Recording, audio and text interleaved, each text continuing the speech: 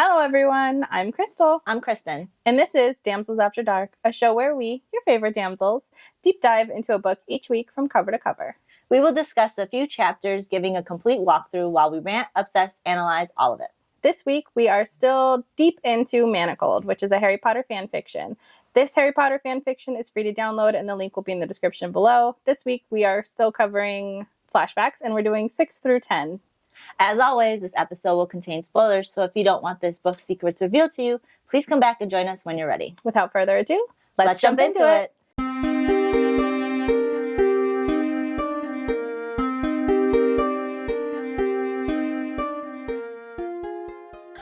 Yo, it's hot.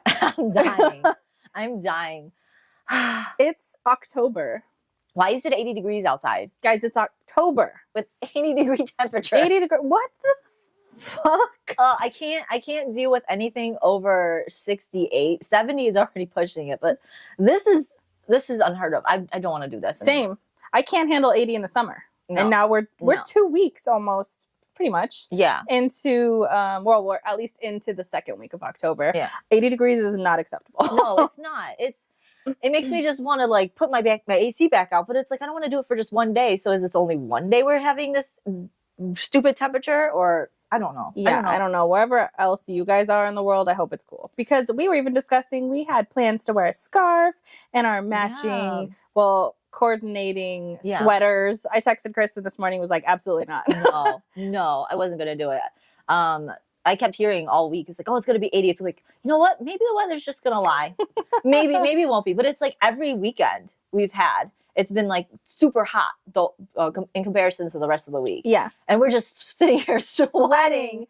And we can't really run an AC because we're not in the part of the world where ACs are prevalent in households. So we have the portable ones and they're loud and we can't have that running while we're recording. So if you notice any time that we're looking extra shiny that week, know that it's sweat. Because it is hot in here. I'm like getting suffocated. We're caking on more powder and it's just like, this isn't working. We're just like just sweating more. I remember one episode we did, I think it was Kingdom of the Wicked, and I could feel like sweat dripping down my face. Yeah. I think it was on this side. I was like, we'll keep it on this side. Don't look at me. It's bad. It's so bad. We even tried like in between takes, we even tried putting the AC on for a little bit, but it just made it worse because we're just like, oh. Yeah, because you get the like, oh, I'm cooled down, and then action time, and I'm back to just dying. I would rather just sit in it and die, I guess.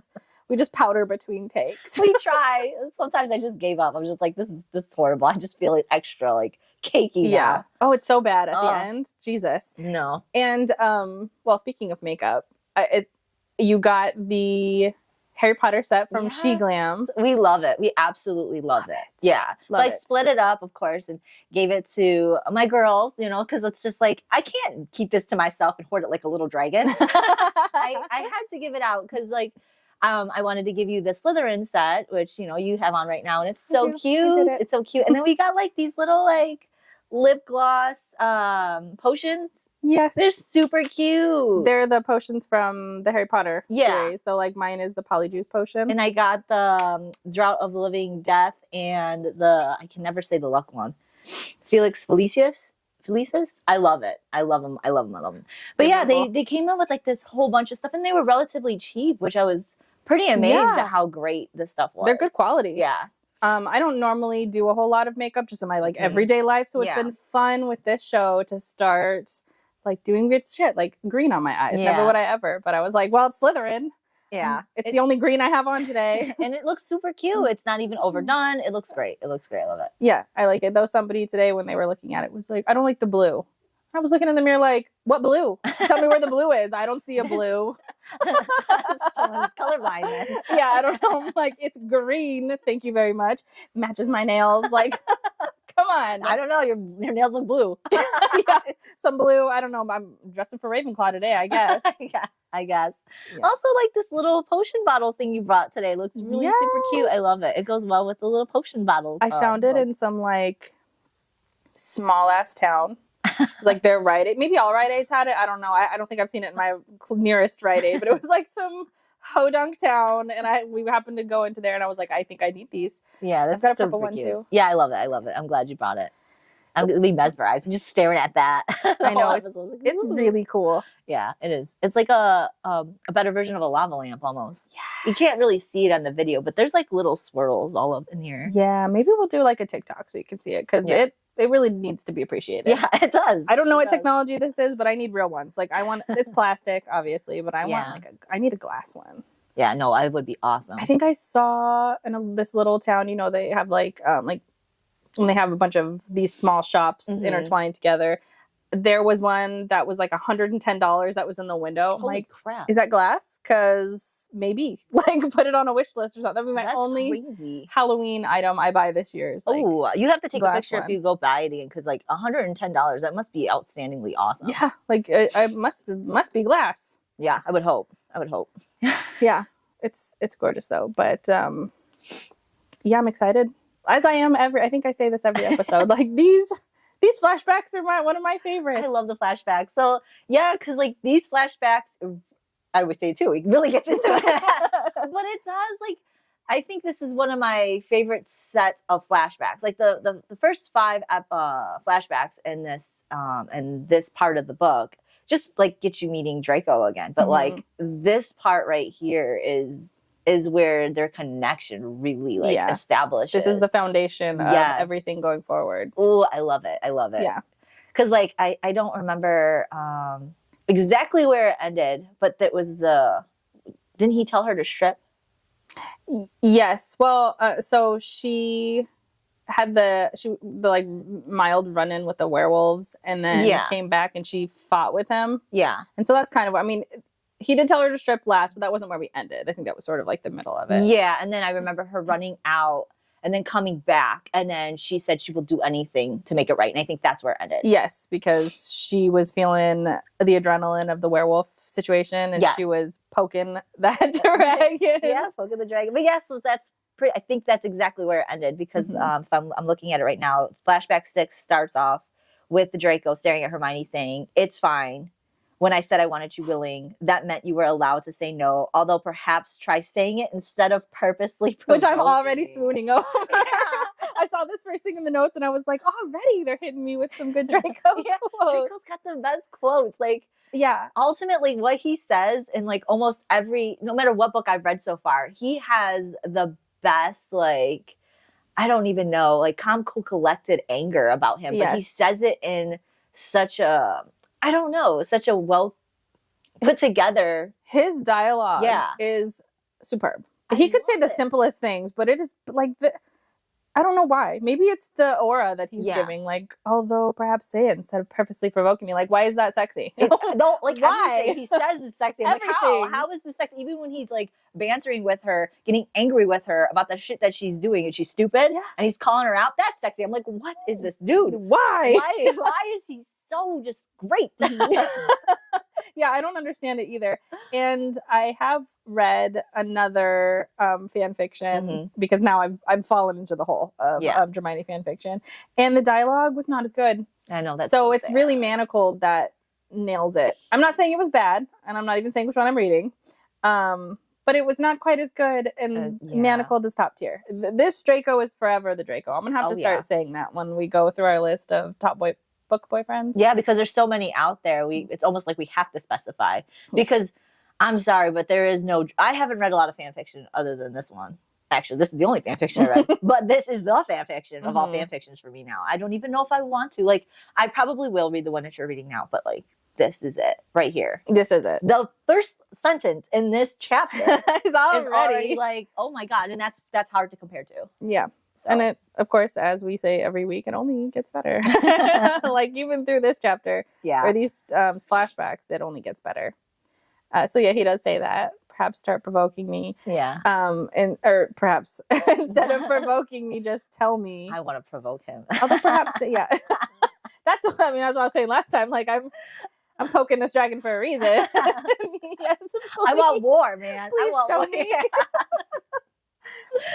I want all of the rage, please.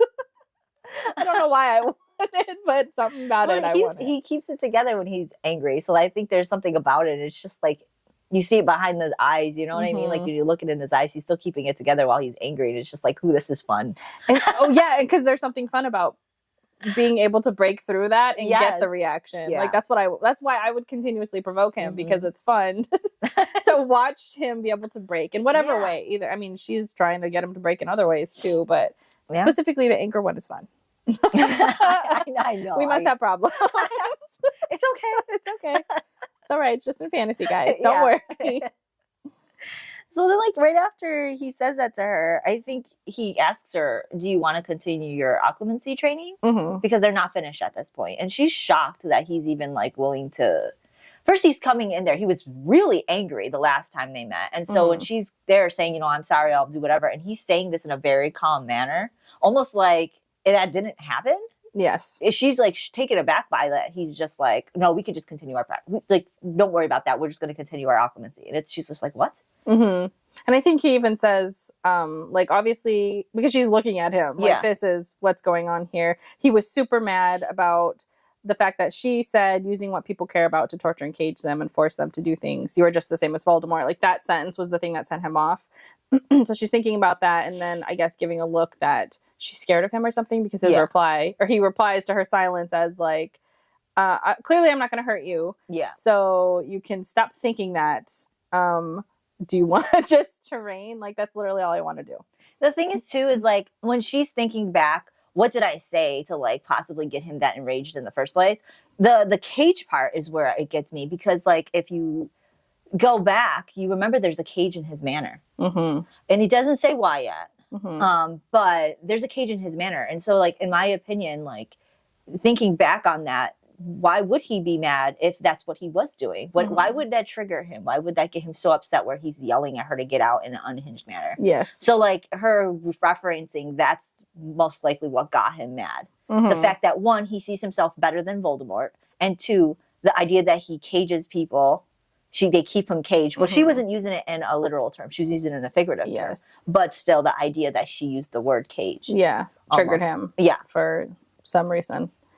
But yeah, so then he tells her to stop looking at him as though he's going to hurt her. And then they both stare at each other for a minute. And then she agrees that, yeah, she does want to continue to learn. Because, like, of course. Why wouldn't you? I know. And I don't think nothing really happens in that one. Actually, something does happen, because he moves towards her and he tilts her head back with his fingertips. And he looks deep into her eyes. And then he goes into her mind. Like, why are we doing this? Yeah. Like, why are you going up and, like, tilting her face up with your fingertips? Like, and it's already been established before the flashbacks that he doesn't have to do that. He doesn't have to touch her. No, doesn't have to touch her, and doesn't even have to look into her eyes. She even said it past, like the last chapters, or last section of chapters said he's just doing it because he can. Yeah. And so, like, obviously he's touching her. He's throwing her off guard, you know, for many reasons. I think, in one, to kind of like get her to feel like she's not in control. And two, obviously, it's because, you know, he just wants to see how her training is going.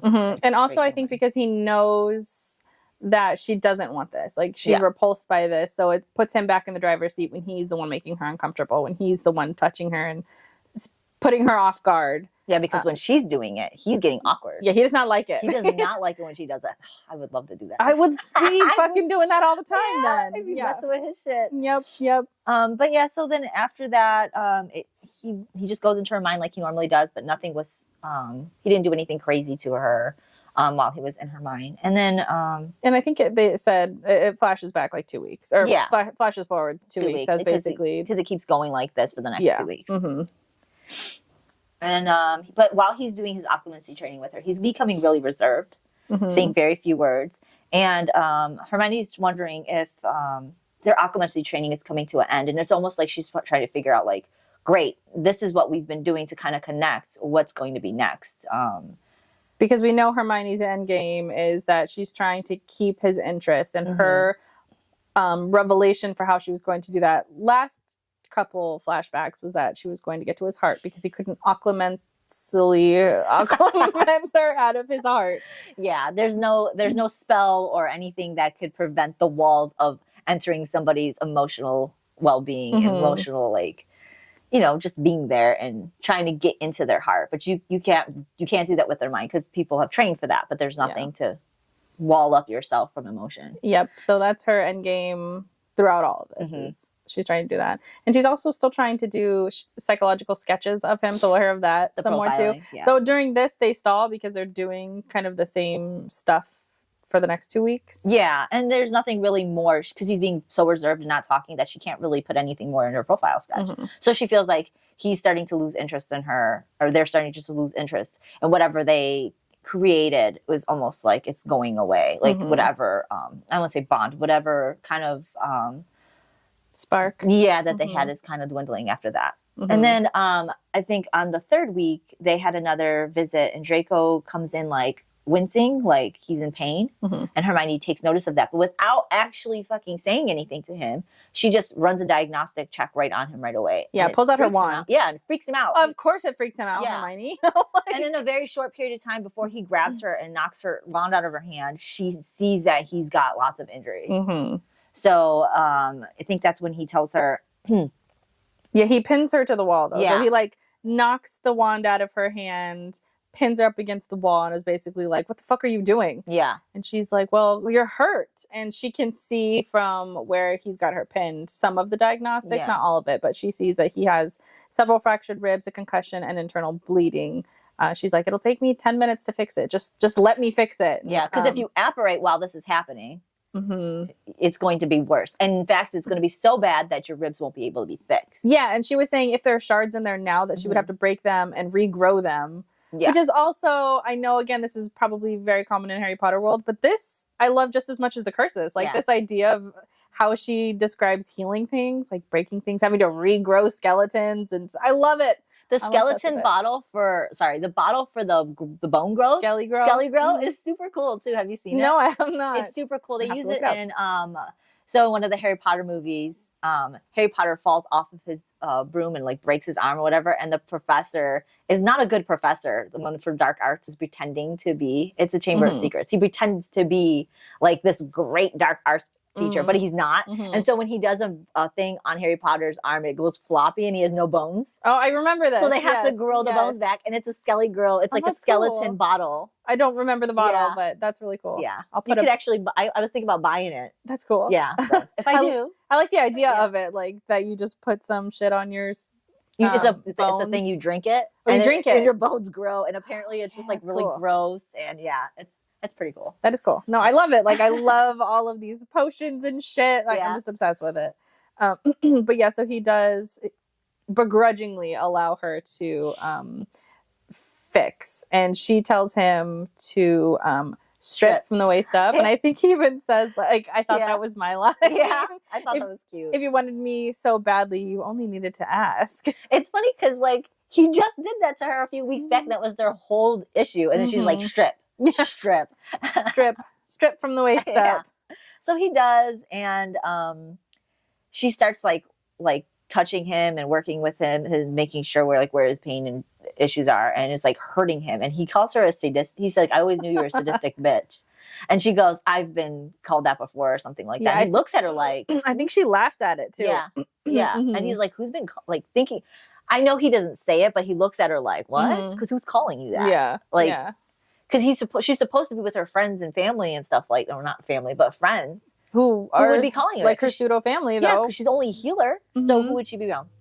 But yeah, he looks at her like, what? So then she asks him, why? What is going on with you? Why is this happening? And he said that he pretty much went up against a bunch of werewolves to become their alpha, so that he could recruit them into Voldemort's army. Voldemort's army. And so he did. He won. She asks him, is this from winning or losing? Yeah, he won. He's their new alpha, is what he says too. I would also just like to point out, while we're talking about the werewolves, is that because this will happen again too. Her last issue was with a werewolf, and what are the coincidences that out of nowhere he's like, well, there's werewolf issues. I got to go deal with the werewolf issues. And now he's their alpha. He controls them. And now he controls these werewolves that were hunting her down. Yeah. So I find that quite interesting. Yeah. And also too, like, she tells him that because of what you did, because he didn't kill the alpha. Yes. She said that he's probably going to come back and want to kill you. And he's like, I'm looking forward to it. I'm looking forward to it. So yeah, it's funny because like he's all fucked up and she takes care of him. You know, she gets some like all the bruising and stuff like that. I don't know if she's massaging him at this time. I don't think so. I think she does. No, she doesn't massage him, but I think she does touch him, and he like jumps out of his skin because he's not used to contact. That's neither violent or super intimate, because obviously she's not being intimate right now. She's just healing him. Yeah. And he's not used to that. So it's one or the other. And she notes that obviously he's super lonely, because if these are the only amounts of contact that you've had that you can only register violent or super intimate contact, then you're lonely. And then she's like, that's my way to get in. Yeah, you already know this, Hermione. God damn it, Hermione. You've been saying this forever. She just doesn't drop these subjects. No, she doesn't. It's like, make it a point, move on, use what you know. But like, do you have to? Yeah, and it also makes it worse too. Like when you're somebody who, like, obviously we read the book, so we're big fans of Draco. So it just pisses me off. She's like, I'm going to use his loneliness. I'm going to use that. I'm going to get real close to him and fuck him up. Well, you know what's funny is she's just as fucking lonely. She's just as lonely. If not, maybe more lonely. She's just as lonely. Yeah, maybe more. Because he knows how to like deal with his loneliness, because that's what his whole life was. Where it's almost like she's pining for somebody to be there for her. He's not. He's not pining for. She is. But all she cares about is her mission. Yeah. All she cares about is the order. Come on, girl. Come on. You're just too much. So while Hermione's like taking care of Draco, she like smells him. Yep. He smells so good. No, been there, done that already. She said he faintly smells of salt, which I'm guessing sweat. Because I could have done without that description. But like, he has been fighting the werewolves, so I'm sure he's sweaty. But faintly of salt, along with subtle biting undertones of oak moss and a sharp green scent of papyrus. How do you smell a sharp green? It's like maybe sharp green. Maybe the green papyrus has like a different scent than other papyrus. Yeah, I don't even know what papyrus would smell like. I've never been around papyrus per se, but I imagine it smells like a different type of paper. I don't even know that I could describe to you what paper smells like. I have no idea. Yeah, now that you mention it, I don't either. I would just be able to smell something like, that smells like paper. That's as far as it goes. Paper to me smells, the only time I've come in contact with enough paper smells like in a copy room or something. And it's the ink you're smelling. Yeah, it's the ink. So I could not even tell you what paper smells like. I guess maybe an old book. Is that what paper smells like? Or is that just the aging of... No, that's the aging of the paper. Okay, so again, I have no idea what paper smells like. I don't know. You make a good point. I don't either now. And like, if you're telling me something smells like the green scent of something reminds me of like grass or that like herbal scent. Yeah, maybe. So I couldn't tell you what papyrus smelled like. But like, if somebody could bottle a scent of Draco, and, I was just about to say like, that. tell us there's a candle out there that smells like Draco, let us know. And I've seen some, and the descriptions are like lemon. But that's not what he smells like. Maybe that's what youthful Draco smelled like. I don't know. I want this Draco. I want manacled scent. I want the salty subtle undertones. I could do without the salt. They have another description with oak moss, cedar, and papyrus. Like, I'll take that, because that smells really like woodsy. That does smell good, but like, I want him after a battle. I want the dirty, smelly, salty. No, I want him clean, but like, what is salt smell? I want him clean but sweaty. I don't know. Hey, you know what? I want his nether regions clean. Can't be salty. That's what you're saying. Maybe, I don't know. I'm confused. Okay, this book has all sorts of confused. Oh, I love it. We forgot to mention though that when she's scheming her schemes about getting in close to his heart, she's thinking about that she just needs to awaken a need of his, and she leans closer to him. And she whispers into his ear, and she says, "This will hurt a bit." That's so weird. It's so weird she's such a bitch, because she's doing this to be like, no wonder he keeps calling her a bitch, because then he says, "Fuck, you are a bitch." Again to her. Because like, when she's like fixing up his ribs and stuff, like they're like hurting and cracking and stuff like that, and she's like touching him and analyzing him, and she's just like, she says he was quite physically attractive. Yes, she does say that. Like, how do you not know that already? Like, you don't even have to like take his shirt off to understand it. Like, you have actually touched him and been up against him a few times. You would just be able to feel that. He crushed you with his body up against the wall. Like, I don't need to see it to know. We don't even see it. We're reading it. No. And we already know. I knew it from the moment you were like, he's an assassin's blade personified. I was like, yeah. So she does that weird like ASMR situation for him in his ear. And then after she finished, she says that she needs to do his ribs and that he needs to lay on his back. Yeah. And then she casts another charm and sees that his kidneys are also damaged. Like, he was fighting. Oh my God. And like while she's doing this too, she's like leering at him and he catches her.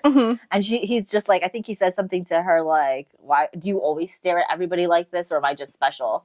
And she goes, I'm trying to look at your body fat ratio. And he's just like, yeah, sure. Of course you are. Like, yeah. Your body to fat ratio. Yeah. Good one. I should like put that away. Yeah, I'm going to use that sometime somewhere. I don't know. Yeah, I don't. Like, that's so dumb. But put it in your pocket. No, I'm not admiring your abs. I'm thinking about your body fat ratio. That's so obnoxious, Hermione. That's so stupid. That's so dumb. Nobody believes that. Just be like, yeah, I wasn't expecting you to be a grown man. Sorry. I known you from when we were kids. This is like 6 years, whatever later, and I'm looking at you now like, you look different. You don't look like...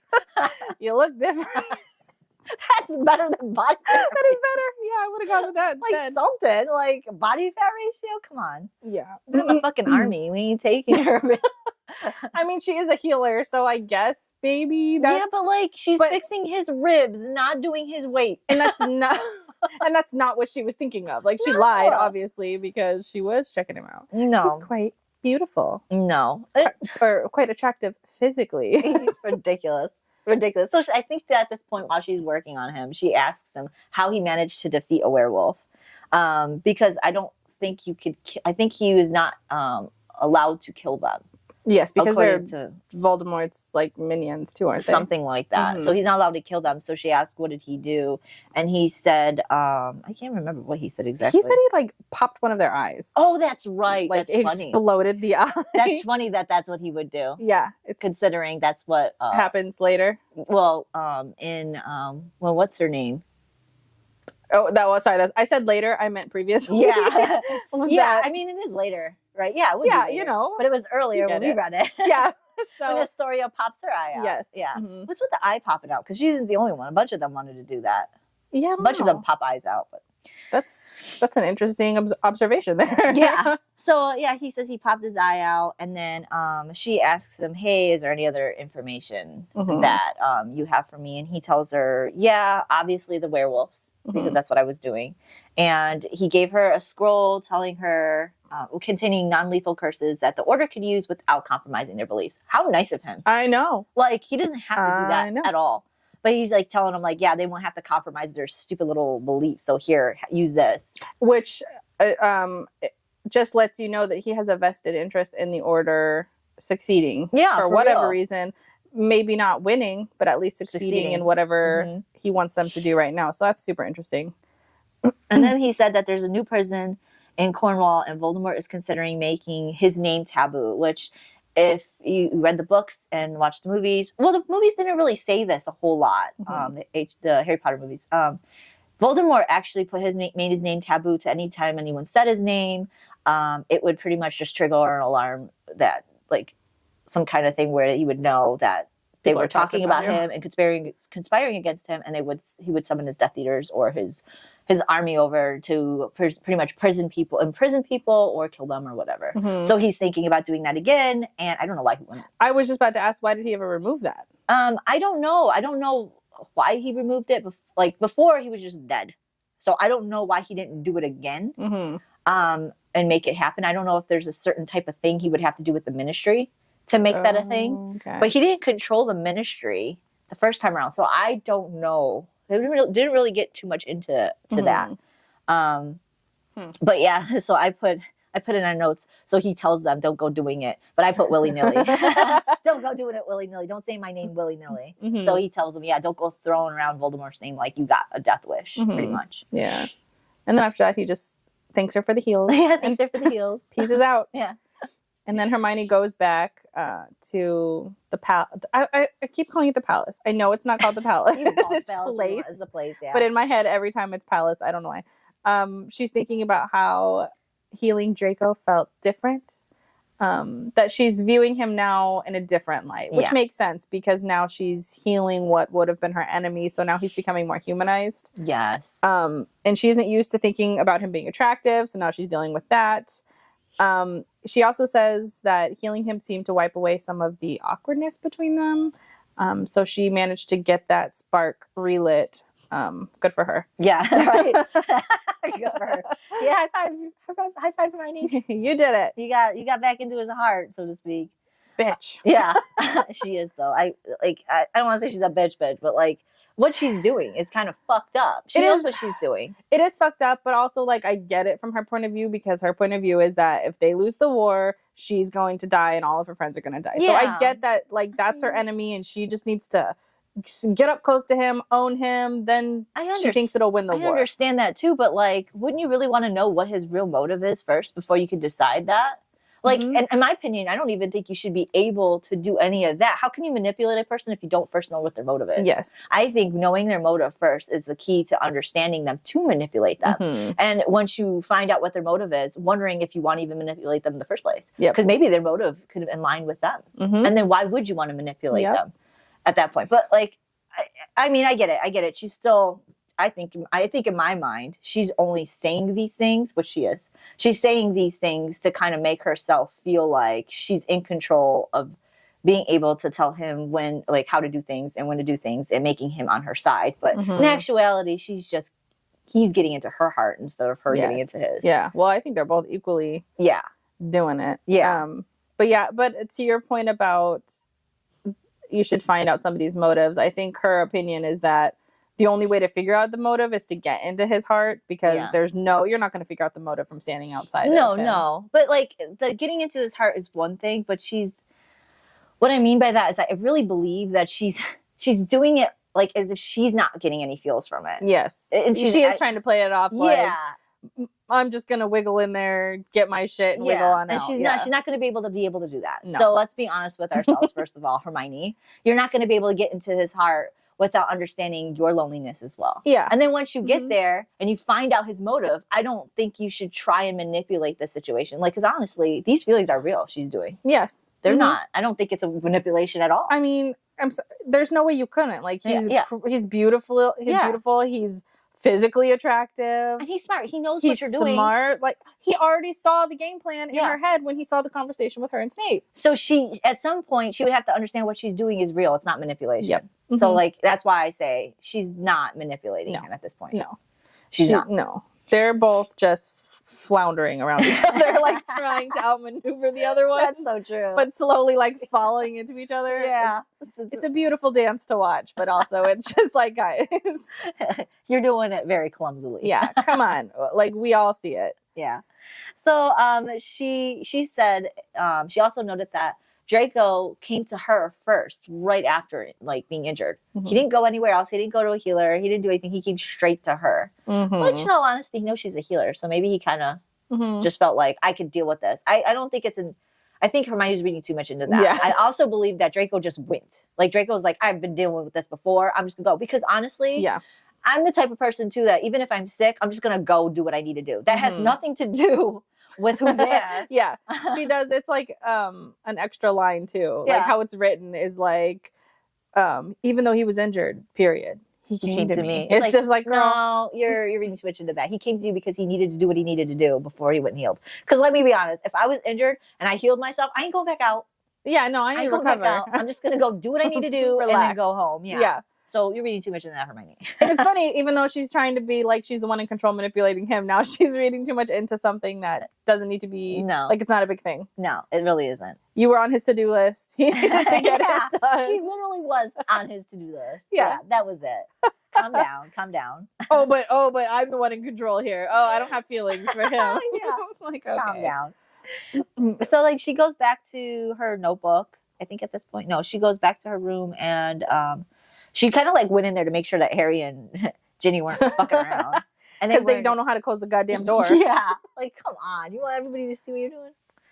But yeah, so she goes back in her room and she just starts writing in her notebook. I don't think this is the time. Oh yeah, she went under her bed to go get her stuff. And then she noticed that shit was moved around. And she's just like, oh, it must have been Creature. Okay, I'm going to have to go back on this after we talk about this. But she's like, it must have been Creature. Obviously, this room looked clean. He must have moved everything around. So she kind of like let her guard down at that point. She's just like, oh, I'm just going to put more protective wards on it because it doesn't look like anybody else would in it. Didn't do anything.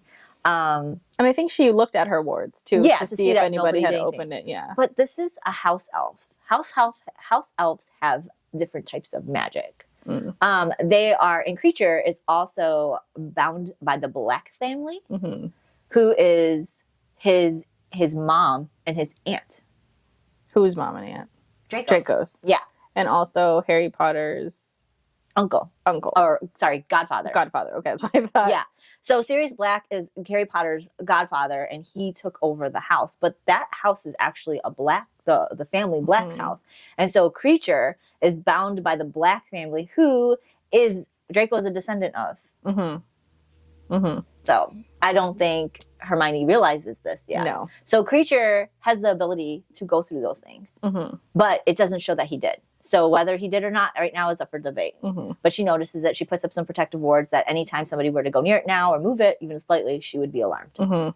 So, but these are books that describe her note-taking about Draco and all the things that are happening. All her psychological sketches on him, what she thinks his motives are, his tells, all of that.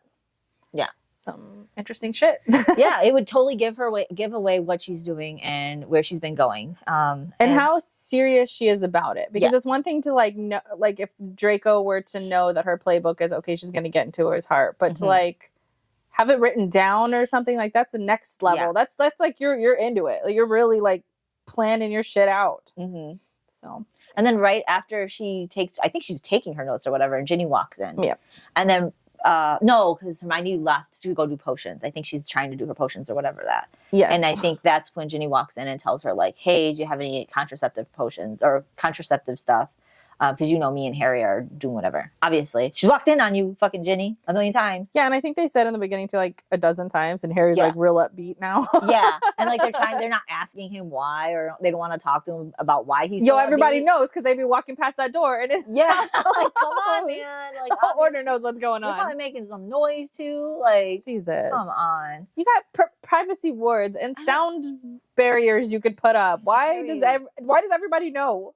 God. I know. It's disgusting, in my opinion. They probably want it. Oh, fucking weird. Whatever. But then, so the same scene that we've seen previously unfolds right here, which you did a wonderful reenactment of. If you missed that, you should go watch it. I think it was episode 2. I don't remember. It was just in one of her dreams in the previous episodes. Yeah. Her and Ginny had a conversation about contraceptive potion, and Hermione was just like, oh, I have extra right here that I keep at my own personal stash. Or she doesn't say no, she says stash, she just has it brewed for order members. Yeah, because she's a potion mistress. Of course she should have it. But she lied. They're actually hers. She's been taking them since she found out she was going to be Draco's little slave. Yes. So, but she didn't tell Ginny that. She gives her the extras and tell her, I'll brew more. And then they have that whole conversation about who she's been fucking around with. Are you fucking Snape? Yeah. Hell no, I ain't fucking Snape. She's like, I understand you got to get it where you can get it when you get it. It's war, man. Nobody's judging you. Yeah, that's pretty much what she said. That's the whole extent. Ew, you think the best I can get is Snape? Fuck you. Yeah. And she's like, no, he's just a colleague. That's gross. That's what she doesn't say. It's gross, but yeah, it's implied. It's heavily implied that that's disgusting. So then, after that, I think she goes to Draco again. She does, and just to recap a little bit too, this is the portion where Ginny acknowledges to Hermione that being in the hospital is worse than being in the ward. Again, we already covered this because it was a flashback, but I just think it's important to know if you happen to mix that episode. There's this little scene here where nobody has acknowledged that for Hermione yet at all, and in fact have done the opposite. Have talked down to her like Ron and said, you don't understand how it is on the battlefield. You can't make decisions because you're just healing people. So this is the first time that the second time, but the first time that we're hearing that somebody acknowledges that it's harder for her in the ward than it is for them out there on the battlefield. Yeah, because she sees everybody dying and stuff like that. And she doesn't have time to grieve. She's their only healer, so she's working. She doesn't have any time off, and that's what Ginny pretty much says. Where do you get time to be with somebody? Is it Snape? Because you're only with Snape. And she's like, oh. And that's the thing is, they don't know what Hermione's doing. Yeah. And she also makes a note, somewhere down the road from now, later down in this episode, in these chapters, we'll discuss more in this episode, that she just, no one's saying anything about where she's going, what she's doing. They all think that even if she was getting potion ingredients, I don't even think they know that she's doing that. No, yeah. Because she's doing it dangerously. Like if Harry or Ron knew that she was going to get potion ingredients, I mean, Draco's more upset about it. Yeah, he is why isn't somebody with her that is good at dueling? Just to go with her for like an hour. No, she's doing it by herself. Yeah. Like nobody's with her. So if they don't want her to duel, then why isn't a duelist with her? Even Draco is just pissed off about that. Or like at least have her trained in certain things. But like nobody cares that she's going off and doing this stuff. No one's saying anything. Nope. Nobody cares. So your only healer. Yeah. Traipsing around the countryside at night. Like Draco said. You must be some great duelist. No, you don't even know how to fight. That's fucking, what are they doing? This is... Yeah.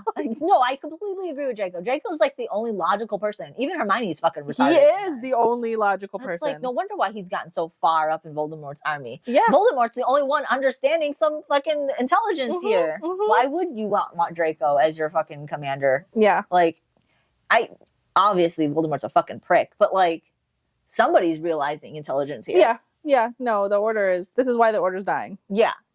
So anyways, she goes and see Draco her next visit, and Draco's waiting really irritated. Why is he waiting irritated? I don't remember. You don't remember? I don't remember. Not to remember? No, I really don't. She found Draco waiting irritated. It's not... Well, we'll touch base on it after we find out what he does through his irritation. Because he is irritated. But not with her though, right?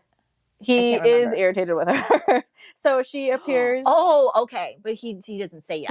He never says. That's right. It's never known. You just imply. Yes, that's true. Okay, so this is right after her creature goes into and then he's irritated and then he starts taking it out on her. Yeah, so today is the day for battling. Yeah. And so he wants to start training her in dueling. And so he basically tells her, you can hit me with anything that you want. I'm gonna hit you. I'm just gonna shield him. Like I want to see where we're starting. Yeah. And I think she even says to him like, I'm not gonna be good. And he's like, I expect it. Yeah. And so she starts throwing things at him. And then he's just blocking it. Like he's not even trying. No. And then he starts hitting her with hexes. Yeah. Stinging hexes on her because she's got her shield up, but it's exposing her hands and her ankles. And so he starts hitting her with these stinging hexes. And then her wand, eventually her wand gets like out of her hand. I don't know if she accidentally did it or if it just, something happened to where her wand gets out of her hand. And then he actually goes at her with hexes. Yeah, in the chest he gets her because her shield is obviously dropped with the dropping of the wand. And he stops and she starts staring at him, telling her he's been wanting to hex her for years. Yeah. And that the hex he used couldn't be... or he's telling her that he's been wanting to hex her for years. And she's saying the hexes that he's using are not ones that can be reversed. So they're leaving welts all over him. She can't take them off. Yeah. And now she's like shaky too and she can't perform. And she tells him, this interferes with my duties to the Order. Like you done fucked up. You're not supposed to be doing this. Because that was part of their agreement that she would do anything so long as he didn't interfere with her ability to help the Order. And then after he's pummeled her with all of these hexes, she realizes that he was punishing her for something. And she says whatever had been irritating him when she'd arrived, he was getting back at her for it. He wasn't even trying. He already knew she was rubbish. He was just doing it for his own personal amusement. He tells her that there's no other information. And then she leaves. Yeah, and she can't go back to Grimmauld Place looking the way she does. Yes. Because she's not supposed to be dueling or whatever. So she sits out. I think she just sits out there and she tries to figure out what she's going to do. And she dumps all of the potions that or all of the materials that she's collected for her potions. She has to dump them all out because she can't take them back and store them properly. And so she has, one of them is a pouch of like stinging nettles, and so she has to take that and rubs it all over her hands, rubs it on her ankles, and she even has to rub it on her face, which I don't know if you've ever been hit with stinging nettles. It is uncomfortable. I haven't. Oh, it's the worst. No, they have them here. I thought they were made up things in Harry Potter world. No, those are some real shits, and I've gotten them before. And they're like, because the leaf has like a bunch of tiny little needles poking off it, so if you brush up against it, it leaves those, and it's stinging. It's like burning. And so she rubbed that willingly all over herself, which, I mean, so make that as an excuse to go back and tell them, because as she does, they ask her, what the fuck happened to you? And then so I thought that was a made up thing in the Harry Potter world. Yeah. I was like, that sounds horrible. Thank God that's not real. Yeah, nope, it's real, and they're here. Oh, wonderful. Yeah. And so she is super upset about it, obviously, and she goes back covered in welts, and everyone's like, yo, what happened to you? I think Angela sees her, and she's like, I fell into a pile of stinging nettles. And so she gives her the day off, and then Hermione, who never has the day off, then goes up to the attic and sort of contemplates everything that just happened to her. She's like, why would he be this vindictive?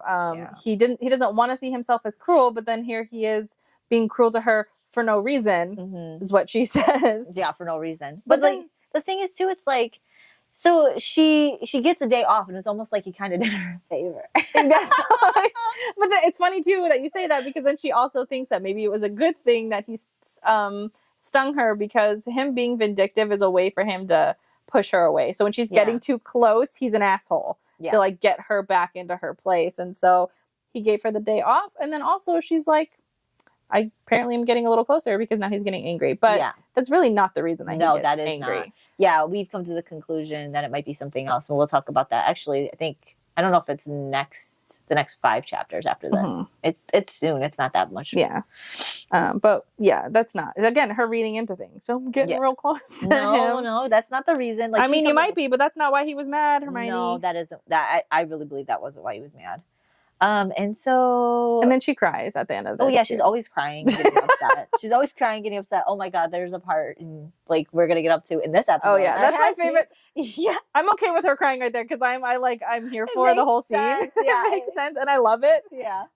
But she's sitting there and she's looking at her hands at the very end of this flashback. She's sitting there, she's looking at her hands, and she thinks to herself that like the physical pain of this and like feeling like he's angry at her really wasn't, it paled in comparison to her, like how sad she felt about this. So then she starts crying at the very end of this, which is no surprise, but it's really telling for somebody who's like, I'm in control. Yeah, exactly. I'm not going to catch feels. Oh, he's mad at me. Yeah, exactly. That's how I was like, I wouldn't be annoyed with the idea of her crying because of me putting in this situation, but she's doing it to herself. She's, like you said, she's acting like she's in control. She's manipulating him. She's getting close to him. And then she's like, oh, but it's hurt. Yeah, but he's mad at me. He's mad at me. It hurts when he's mad at me. And then the first time he's mad at you, you're like, I'm sorry. I'll do anything. I'll do anything, please. Like, that doesn't sound like somebody who's in control. No, that's the opposite. Hermione. It sounds like Draco's in control. You're like, you're like bowing at his feet. Yeah. Whatever. Anyways, Hermione. That's the end of Flashbacks. That is the end of Flashback 6? Yeah. Yes. Okay, so now on Flashback 7, it goes right into the next week, and she's foraging for potions and packing them. So this time she's like, I'm not going to repeat the bullshit that I did where I had to lose all that. Yeah, she lost a whole week's worth of ingredients. So so she made sure she got everything she needed to, she did everything she could to ward her, I don't know, her pack or whatever. So it didn't happen again. Then she got to the shack and the room was empty. No Draco. And she just waited, and she almost left because Draco was running late. And then he finally got there, and I think he was sulking. He was like, I overstepped my bound. I overstepped my, he just says I overstepped. And then that he won't do it again. And he said, I told you I wasn't going to hurt you. And then I did. I'm sorry. And then she said, I always expected that you would. And he goes, and yet you're here.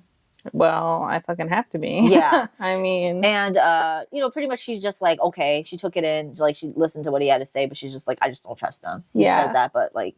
And I think she says to him too, like, if we lose, I'm gonna die. So it doesn't really matter if you hurt me. Like, yeah. And he just stares at her and then says, do you want to practice? Yeah. Like, he just like ignores it and just goes, okay, well, do you want to keep practicing? But this time, we're going to work on your aim, is what he says.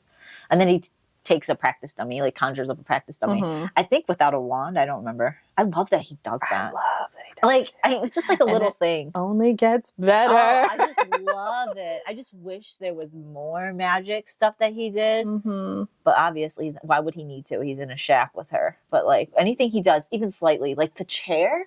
Like, did we get to that part yet? Did we? No, not yet. Okay, never mind. We'll talk about that later. I can't. Oh, I'm like lost in thought now.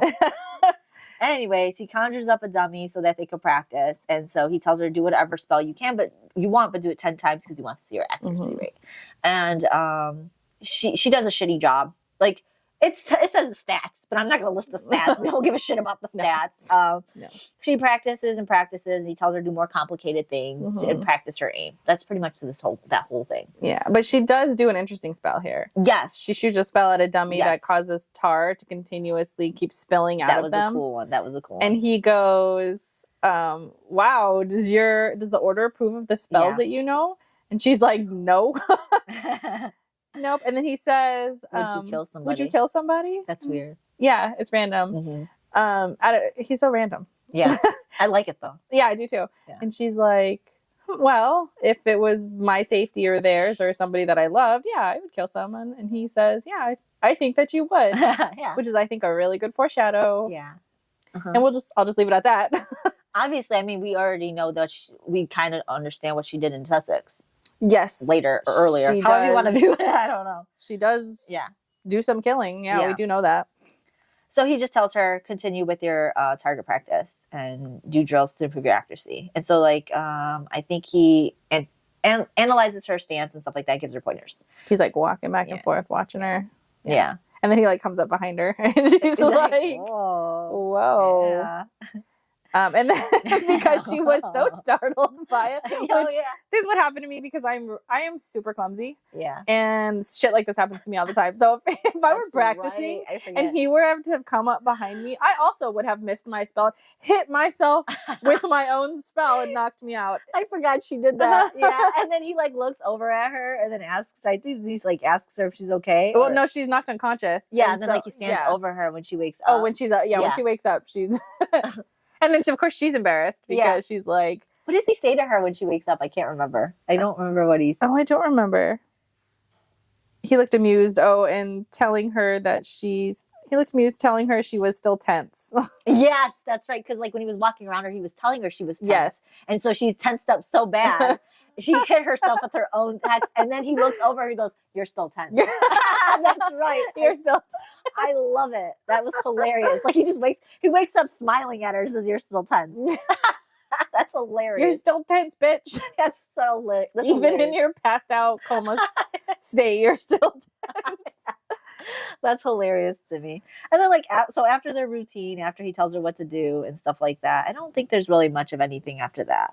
Is there? Well, no. He just gives her pointers and stuff. Yeah, he tells her that she looks scrawny. Yeah. And she needs to beef up. And so he'll give her some workout scrolls or workout regimen. Yeah. That'd be fucking horrible to me. I don't know. Please don't. Because he tells her to be careful. I mean, obviously, she's going to be doing this stuff. She needs to bulk up and she needs to practice her aim. And he tells her more anti-apparition boards have been put up. And he doesn't know where they are because he's not in charge of that. He just knows that they're popping up. So she's not going to be able to just go in and out like she thinks, like she did the last time with the werewolves. Yeah. So she can't even run. She can't even apparate away from them without losing her breath. No. So he's telling her, like, hey, you apparating isn't going to always work anymore. So you need to understand that you got to get better. You got to bulk up. You're going to have to fight, you know. And then he flicked his wand and a book appeared because she asked for a book. For him to go get a couple sessions ago. Yeah. And it was the Secrets of the Darkest Arts. And she was so happy. She was like, oh my God, you fucking got it. Because it's the only known book about Horcruxes. It's the book that Voldemort got when Slughorn told him about the Horcruxes. So he got it and he gave it to her and then he just left the shack. And all she could think about is, oh, he got it for me because he was sorry for what he did. Yeah. That's the bottom line. And I think she even writes in her fucking journal later, like, thinks that forgiveness can be bought. Yeah. It's like, you asked him for this like months ago. Like, come on. And it probably took him forever to get because you told him don't do it to raise suspicions because they're going to know what they need it for. And he has a vested interest in the order succeeding in some way. So, like, again, here she is like, I'm not catching feels, but he's getting books for me. She's ridiculous. So, yeah, as she puts her potions away, she goes straight to the library to start looking into the book. And she's recalling things as she's doing this. She's recalling that when she was in training, Slughorn admitted that Tom Riddle asked about the Horcruxes, and Snape revealed to Dumbledore. Snape revealed that Dumbledore was also mortally wounded by a ring. I don't know if you know what the ring is. It's in the books. In the movies, it becomes the it's the so the Deathly Hallows, they have a resurrection stone. The resurrection stone was part of that ring. Also, it became Horcrux at the same time. Okay. So when he put it on, Dumbledore got whatever poison, or I can't remember what was in it exactly, but it ended up mortally wounding Dumbledore. See, he would have died. So let's put that out there too. He would have died without Draco killing him. He was going to die regardless. Draco just did it earlier. And Snape was the one who knew about it. I think Snape was the only one who knew about it. So he told everybody in the order that was part of what was happening. So they're starting to piece together where these Horcruxes are and what could have been Horcrux. Because they're still, at this point, they still don't know what all the Horcruxes are. And I think the book also details how to create a Horcrux. Yes, how to create. You have to murder somebody and then do an incantation or something, and then it puts it in to an object. But she's also wondering if maybe he's able to put it into a living being because the snake is always around him. So now she's kind of thinking maybe the snake's a Horcrux. And if you know, if you read the books and the movies, this point, they already know like all the Horcruxes except for maybe one in the book and in the movies. This takes a different turn because Harry, Ron, and Hermione weren't close. So the Horcrux thing wasn't talked about with them three because Hermione is the genius here. She's the one that uncovered most of the Horcruxes. So being that Hermione wasn't part of their little Horcrux club anymore, they are pretty much at a loss. They don't really know because she's not with them. That makes sense. Yeah. They figured out that Tom Riddle's diary is also one of them. So they're just trying to figure out how many are there, how many Horcruxes are there. And they're sending Ron and Harry on these missions, and Ginny to go find these Horcruxes, which are not really missions. They're just to get Harry out of the actual fighting. Yeah. They don't want him in the possibly getting injured because they don't know that he's a Horcrux yet. They don't want him getting injured and being put out there. And plus, in my opinion, I think they think he's a distraction. I think Kingsley and Moody are just kind of fed up with his bullshit. Yeah. To be honest, they're not saying it, but I think they think he's a distraction. So they distract him. And so so this is when, at the same time, this is when Hermione's writing all her notes about Draco's apology, and that it was surprising, and that, like you said earlier, he's buying her forgiveness. No, he's not. But he's not. She sure thinks he is. And then after she's done writing her sketch of him, or updating her sketch of him, I guess, she's laying in her bed thinking about how they've ran out of potions for the acid curse, because that's the curse that they're using. The Death Eaters are using more and more. And she's needing the Acromantula? Yep, the spider's venom. That's right, it is the spider's venom. And the curse, again, is more frequent. So she's thinking that maybe she'll have to ask Draco to get the venom. The venom. Which, that's an awkward conversation. Yeah, and like, she's already doing so much. Eventually, you're going to have to like deal with finding things on your own, because like, he's going to blow his cover. He got this super secret book. And now you're like, hey, can you get me some can you give me this? Can you give me that? No. She's becoming very needy.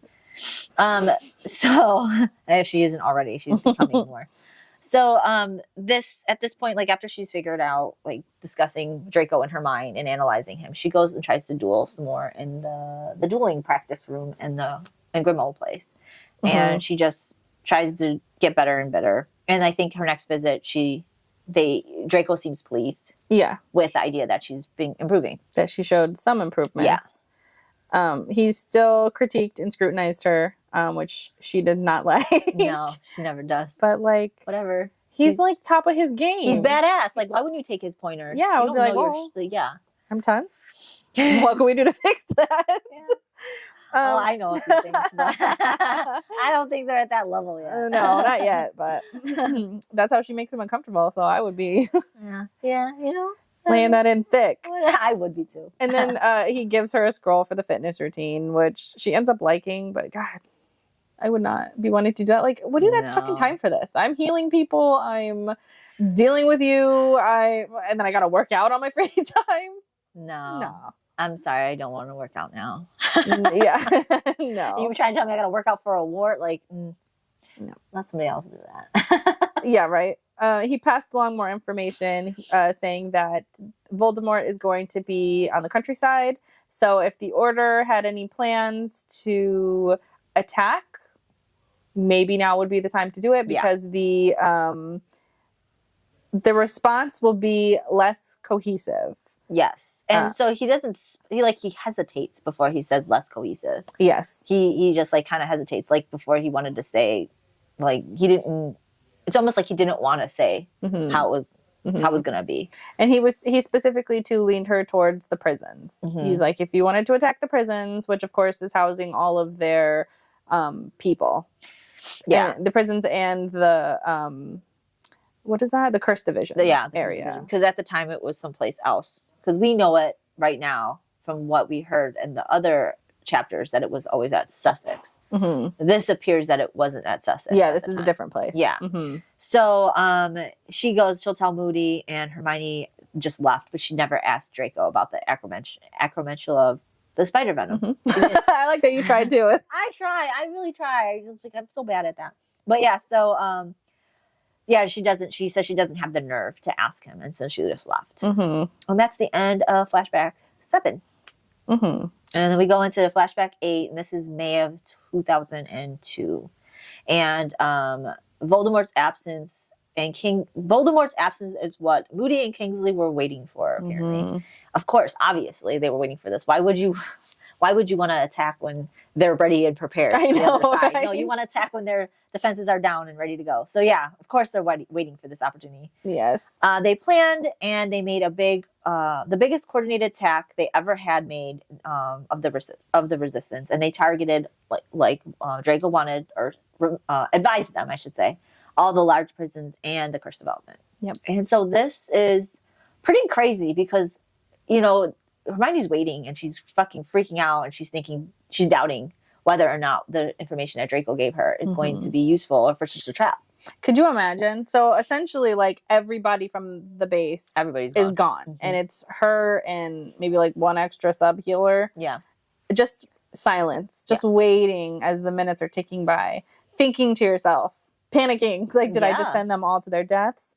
And she would be the reason for it. Yep. Because they believe Draco's information. So they do, and she's waiting and waiting and waiting, and then just all of a sudden, people just start coming through. Bodies are pouring in. Yeah, and they're all injured. And from what she looks at, she's thinking they lost. Yeah. She's thinking everybody's injured. But you got to remember, they're holding people there. They're holding resistance members. This is the Cursed Development. And in prisons. So these people that are coming back, she's thinking are actual fighters when they're actually the probably victims. rescues. Yeah, they're rescued. They're rescuing a whole bunch of people. And so so people are coming back, and they're flowing in hard, and she's having to take care of them. And long story short, they do win.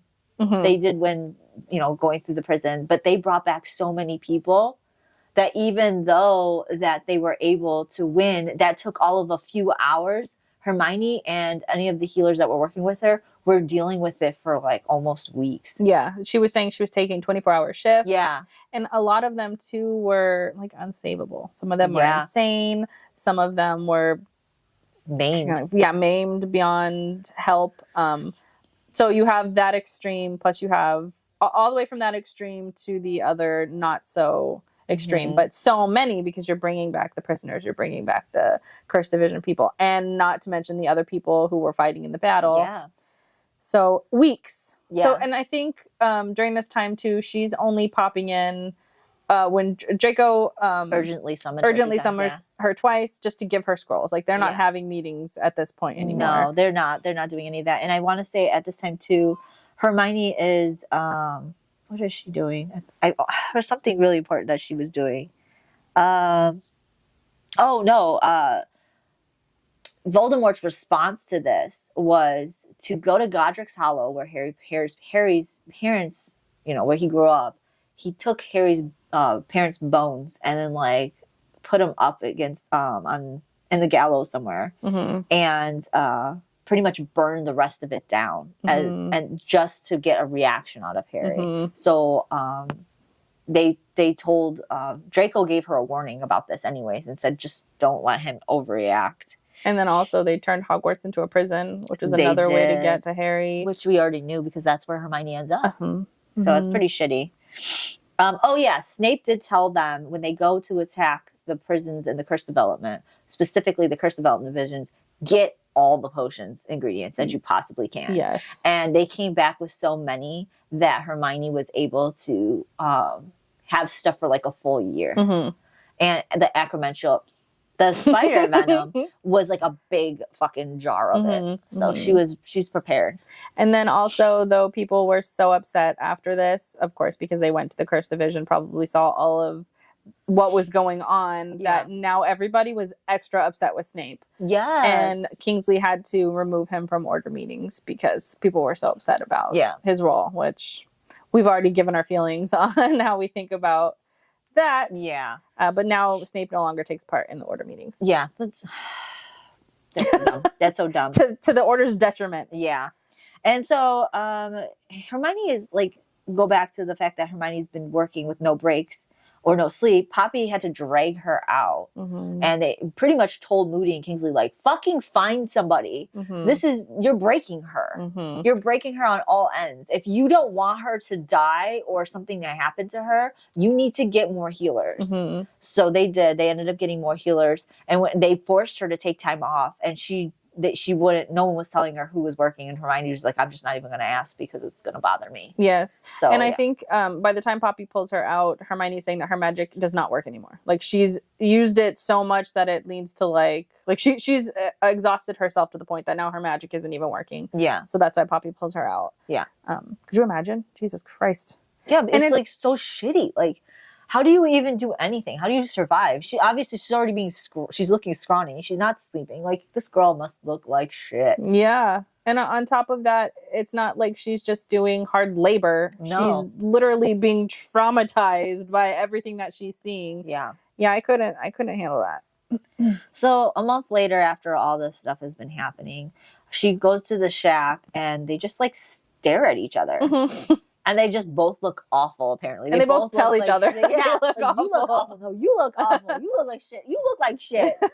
Look in the fucking mirror, dude. Yeah, I know. Well, she even says that it looks like he hasn't been eating. No. Like his face is gone, which I'm sure she looks just like that. And he looks like he's been crucioed a bunch, she said. And he knows he lost, like, just a lot. Like, he looks gray.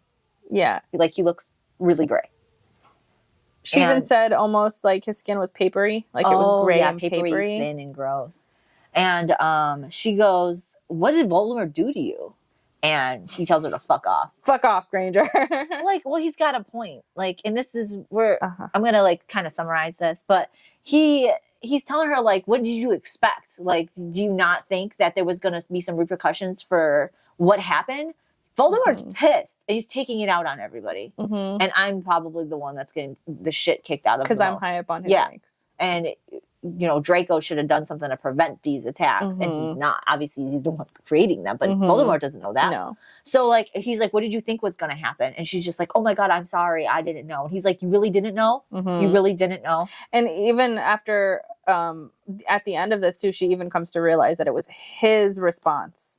Yeah, that was his delay that was less cohesive. Yeah. And that's what Voldemort noticed too. They both noticed it on both sides. There was a delay. The resistance was able to do what they needed to do. And the delay, Voldemort was wondering why. So that's why he hesitated when he said it. Yeah, because he knew he was going to pay for this. Yeah. And he does. He does pay for it. He pays for it real bad. Yeah. And so she asks him, like, what's going on with you? Like, why do you look so bad? And then he tells her, does she do a diagnostic right now? I think she does. Yeah. Before. So she does a diagnostic and she realizes that he's going through a lot of agony in his back. She doesn't know what, because it's very obscure. So she tells him to remove his robes. Yeah, so she could see. And then, like, he's wincing, he's in pain. And he does. And she notices when she comes around back that it is just so fucking horrible on his back. Like, he's carved to the bone of runes. To the bone. Yeah. Of dark magic with runes. And she says it's just like seeping from him. And like bloody, and because they took a knife and literally carved these runes into his back. I don't even know when he says it happened, but it looks fresh, but it's not. It's not. I'm sure it happens like weeks ago. After. Yeah. Right after. Because it's been a month later. So it must have happened. So he's probably been living like this for a very long time. Yes. Because she's not been seeing him. Yep. So so he moves she goes, how did this happen? And he tells her that he did it with goblin wrought silver blade infused with Nagini's venom. That's fucking horrible. Yep. So this thing will never heal. No. It will constantly fester. And she also recognized that he didn't need to do this. Like, even if he did want to do this ritual, that it didn't need to go that deep into the bone. He did that to incur more pain. Yes, because it was supposed to be, it only needs to be on the flesh. Yeah. A ritual with flesh, but he did go straight to the bone, which is mind-boggling to me that the shit's written into his bones. Yeah, and she like looks at it and it's like crawling with like poison in his veins, and it's just and she told him she can't heal it, but she wants to try and contain it. So he goes, go ahead. Go ahead. He even says to her, like, there's nothing that you can do with it. She's like, just let me try. Yeah. So Hermione tried to pretty much just like draw out some of the poison, and she started putting it in a vial as she was doing that, and it's like it really hurts him, and so he's like flinching, and he like falls to the ground. That's right. Like, so he doesn't do the chair yet. No, and he falls to the ground on his knee, and she cuts it off, and she's like, "Do you want me to stun you?" Yes. I think that's because like this is where most of their times like they're together. It's so weird because he's not really talking and he's really unconscious, and so she stuns him. So because it's so painful, she says, "I'll just get it done faster if I stun you." And he's like looking at her. She's like, "But you have to trust me." And so he's just like, "Okay." And I think he tells her that I don't know if it's this part yet. If he tells her like, if you wanted to kill me, you would have already done it. Oh yeah, she tells him you have to trust me. And then I think that's what he says, is that you would have already done it or something like that. I don't think I wrote it in here. Yeah. But he does. He just looks at her and like, okay, yeah, you pretty much are. Like you could kill me at any moment anyway. So like, might as well. So she stuns him, and when she looks at him, she starts to feel really guilty about what happened. And like, it's just so weird to me because every time he's unconscious, it's like she's creating moments in her head with him. It's almost like she feels like she's bonding with him unconsciously. Well, it's like, what is going on with you, Hermione? You're like, she's like touching him and like thinking about him, and almost like oh, he doesn't look so tense when he's asleep. He looks, it's like, dude, you're fucking being creepy.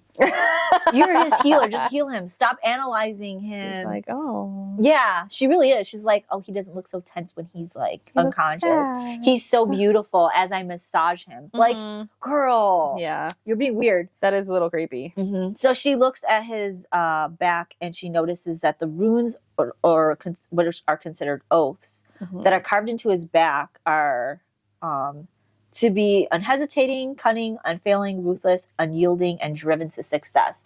These have no oath of loyalty to Voldemort, so these actually are more, they actually assist Draco in what he's doing. And whatever Draco wants to do. And it doesn't have to have anything to do with Voldemort because he never took an oath of loyalty that usually is attached to these. Yep. So that's what goes back to when Draco said, oh, the ritual that he didn't want to talk about. Yeah, was actually more unfavorable to him than it would be to the Dark Lord, and he didn't recognize it at the time. So that's why he was able to jump across. Because he's been given an extra pep in his step. Yeah. Never gonna let that die. Yeah, I know. Oh my God. Pretty much though. Voldemort gave him that ability to be extra fucking strong. Yeah. But these things are killing him. Yeah. And she's noticing, and why she's feeling so guilty is because she's noticing that she's too late. Yeah. And like she notices that these the things that have been carved into him had taken hours to do. Like, this isn't some simple ritual. This is something that had taken hours, and he was conscious and he was strapped down. And probably crucioed as well while it was happening. And so she's even feeling more and more guilty about it. Because she knows he was the reason. Not only was he the reason that allowed the attack to happen, but he was the delay. Yep. And she also was feeling bad that she didn't notice it. Like, she was so busy in her world. Obviously, she's busy. She's the healer. And she didn't think about it. Like, and he never crossed her mind during these times. She's making up all these excuses in her head as to why she didn't give a second thought as to the information that Draco's providing and the repercussions of it. It's like, come on, you should know. Like, I'm with Draco on this. Why are you acting surprised? Yeah. Obviously, you know there's risk on both sides of what's happening. And mostly the risk is to Draco. So all around. It's the risk of him being a spy in the first place. And now a risk of anytime they're succeeding, Voldemort's upper people are going to get hurt for it. And so now he's got this massive injury to him, and he's more than likely going to die. And she says that's constant. Like, I'm not going to be able to fix this. I'll probably be able to contain it, but like, I'm too late. It's going to keep reopening, and it's going to always look fresh, and the poison is just going to continue to grow. So she woke him, and she was massaging him as he woke. Massaging his hands, because she's saying to herself, he needs to be able to duel, and his hands are like this. And if he can't keep the tremors down, he's not going to be able to duel properly. So she's massaging him to get the tremors out of his hand, and he's just like staring at her. I don't think he pulls his hand away at first. No, at first he's watching, seeing what she's doing, and then he tells her there's no need because he's going to have a healer look at everything when he gets back. And she's like, the same healer who's been healing you? They suck, pretty much. You might as well go feed them to something, she says, because they're shit at their job. And he told her it's not her job to heal her Death Eater pet. It never was. So to not to worry about it. And then she tells him, like, look, if you have time, it would be nice to meet up every day just so I could reapply the salve on your back. It needs to be changed and reapplied and monitored. And she says, you know, if you can make time. And she apologizes to him again, but she says, I'm sorry, Draco, or something like that. And he goes, if I would have known a little bit of healing was going to make you so familiar, I would have never let you do it. And she's like, well, I mean, we're going to be together for a while before and after the war. So, I mean, shouldn't we start using regular names? And he's just like, I'm not changing anything. Granger. Granger. No, it's fine. Yeah. I'm going to keep those perfectly carved lines where they need to be. He provides her with information, though, and says that the new Cursed Division is going to be at Sussex. And then he says that maybe he says it here now. That Hogwarts is going to be changed into a prison. And then Hermione thinks about how the elves are still there, which makes her sad because they're bound to the school and they can't leave. And so are the portraits too. And then she said that she'll do what she can to keep Harry under control. Yeah, because it's to do it to enrage Harry, which I find really funny because it's the same thing. If you watched one of the books or if you read one of the books or the movies, Tom Riddle and Harry Potter had somewhat of the same kind of perspective in a very small manner speaking. Like, Harry went to Hogwarts as a way to, like, be happy and find friends and family. And Voldemort went there because this is what made him happy too. They both saw Hogwarts as a home. And Voldemort went there pretty much destroying his home when he found out he was there, Slytherin. So the fact that he's doing it to enrage Potter's because he knows himself. Tom Riddle would have also been enraged if somebody did that to his home. That's interesting. Yeah, because they had that same perspective growing up. So he knew how it was a final insult to not only to make Harry mad, but also to Dumbledore, which it would have enraged Harry more. And the portrait staying at the school, Dumbledore is also a portrait in school. So he gets to watch. Yep, he has to watch it. And so here's your favorite part now. Oh, yeah. So now that's the end of Flashback 8. Flashback 9, they go back the next night so she could... At 8. At 8. These nights, man. These times. Yeah. So Hermione goes back to the shack. and to meet up with Draco, and he wasn't in his normal attire. Yeah. This is so fucking sexy to me. So he gets there and he's just wearing black trousers and a black button-down t-shirt. So like looking fucking snazzy, man. He's not wearing his robes, he's just wearing, and she's like analyzing this. Oh, this is just easier for him to take it off, but this is less formal. It's like, girl, stop it. He's just sexy. Just say he's sexy. Yeah, it's okay, girl. He's not doing it to imply anything. He's not like, doing it to impress you. Yeah, calm the fuck down. Just be in his hot self. Yeah, like there's okay no to admire it. Yeah, just embrace it. Yeah. I love it. And like please embrace it. Like I'm sick of sitting on the sidelines here. Yeah, goddamn. So anyways, he starts I don't know if I can do this. You're already heavy breathing over there. I don't know if I can do this. This is rough. This is a rough situation for me. This is rough. First of all, he's in all black. This dude. I love a man in all black, let me tell you. I can't. I think he's got his shirt like rolled up too to his here. He's got tell me more. Button down a little. I'll paint the picture for you. Yes, please, because I don't know if I can talk anymore. I'm done over here. She says this is how she describes him.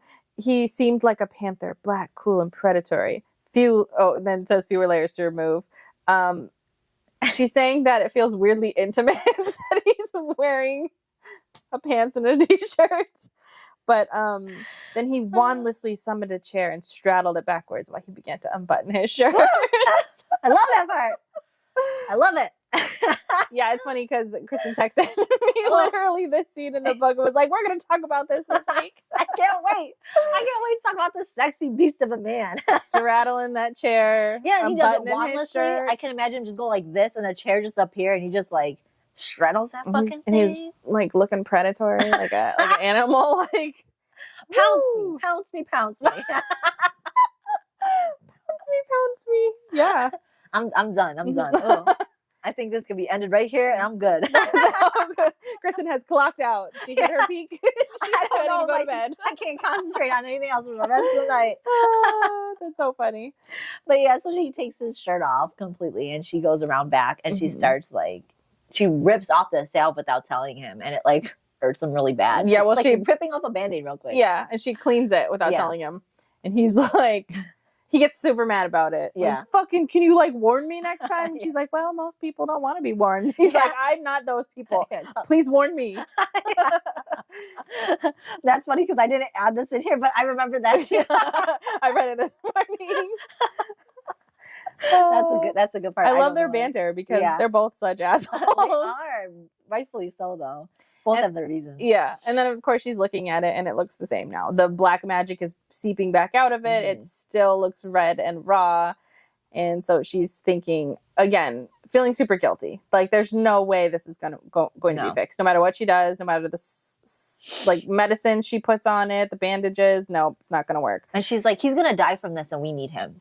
Something needs to get done. So she keeps telling him, like, let's just keep trying. And she's sitting there holding her pendant, like this amulet that she has. And she's like, that throne one, that whatever. The throne amulet. Yeah. The Egyptian one. Yeah. What is the Egyptian set? I can't remember what it's called. The Egyptian god set. Something like that. I think so. And that she got in Egypt. And so she's looking at it. She's saying basically that the ritual is set. The order needed him, as you said, so he needs to be kept alive. She also has already told Kingsley that, and maybe Moody, but she already told them that what had happened. Yeah. And that she's trying to heal him. And they're basically just like, well, do the best that you can. Yeah. And so she's deciding then in this moment that, okay, well, she's going to do the best that she can because she understands what an asset that she is. So she takes this. He's stunned, by the way. Yeah. He's stunned. She passes him out. So he knows no idea this is happening. Yeah. So she takes her amulet and she throws it on the ground. She takes her amulet and she does a bunch of spells to remove the protection wards and stuff that are on it. And then she throws it on the ground, cracks it open. And there's a tiny white, gem. Stone type thing inside of it.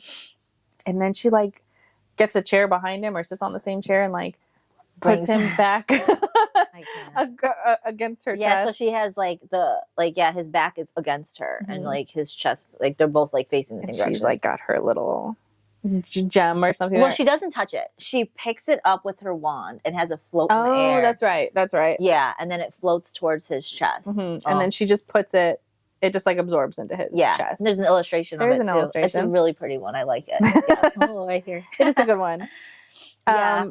And so, yeah, she puts it into him, and then she does a diagnostic check to see, and she notices he's been sleep deprived. He's taking a lot of pain medication. He has some muscle damage, and the runes were still mangled with poison, which we also already knew that. But she doesn't know at this moment. There's nothing else really happening. She says this might be working because nothing else is looking like it's happening. Like it doesn't look like it's getting worse or it's getting worse, but it doesn't look like it's getting better. It's just kind of like at this peak where it just stops. Nothing else is happening. Yeah. And she's like, that might be. That might mean it's working. Yeah. And then she reapplies the medicine. She does a containment spell again, puts all the stuff back together, and then she wakes him up. She takes those broken pieces though and sticks them in her pocket, which is important because later she gets upset. But she sticks them in her pocket so that he doesn't even know this happened. He has no idea this thing is inside him right now. She just inserted some shit into him. Yeah, and like we don't even really know what this is at this point. It's something to aid him, and so this must be working. That's something to keep him alive because that's what the order needs him to be. Yeah. This ends up being a really big deal, just so you guys know. Yeah. It's a big fucking deal. So, because you got the dark art magic all over him that might be killing him, and now these oaths. So whatever it is that she put into him is stopping any progression. Yes. That's what she's noted. Yes, she's noted that. And because not only is that stuff killing him just as it is, but also the dark magic that's seeping into him is also going to affect his mind at some point. Like it's going to corrupt him. So they needed to do something to save all parts of him. And Moody said, do what you can. Yeah. Do what you can. So after that, he woke up and he put his shirt up. She helps him put his shirt on. She does this a lot now. Yeah. She's always helping him put his shirt on. Buttoning it up too, like standing in front of him, saying how close they were, that they're like breaths touch. Yeah, she's like, I'll see you tomorrow. I'll see you tomorrow. Well, before she says goodbye, she touches him on the cheek. Yeah, that's really weird too. Like she helps him button his shirt up and then she like touches his cheek. Yeah, that's weird. Very unnecessary. Yeah. And I don't think she did it to manipulate him. I think she just really did it to be like, this dude's like going through a lot of shit. Yeah. And she's just, I think in my opinion, she didn't realize she was doing it. Yeah. And he doesn't react negatively to it. No, he doesn't. His mouth just, like looks at her. His mouth twitches.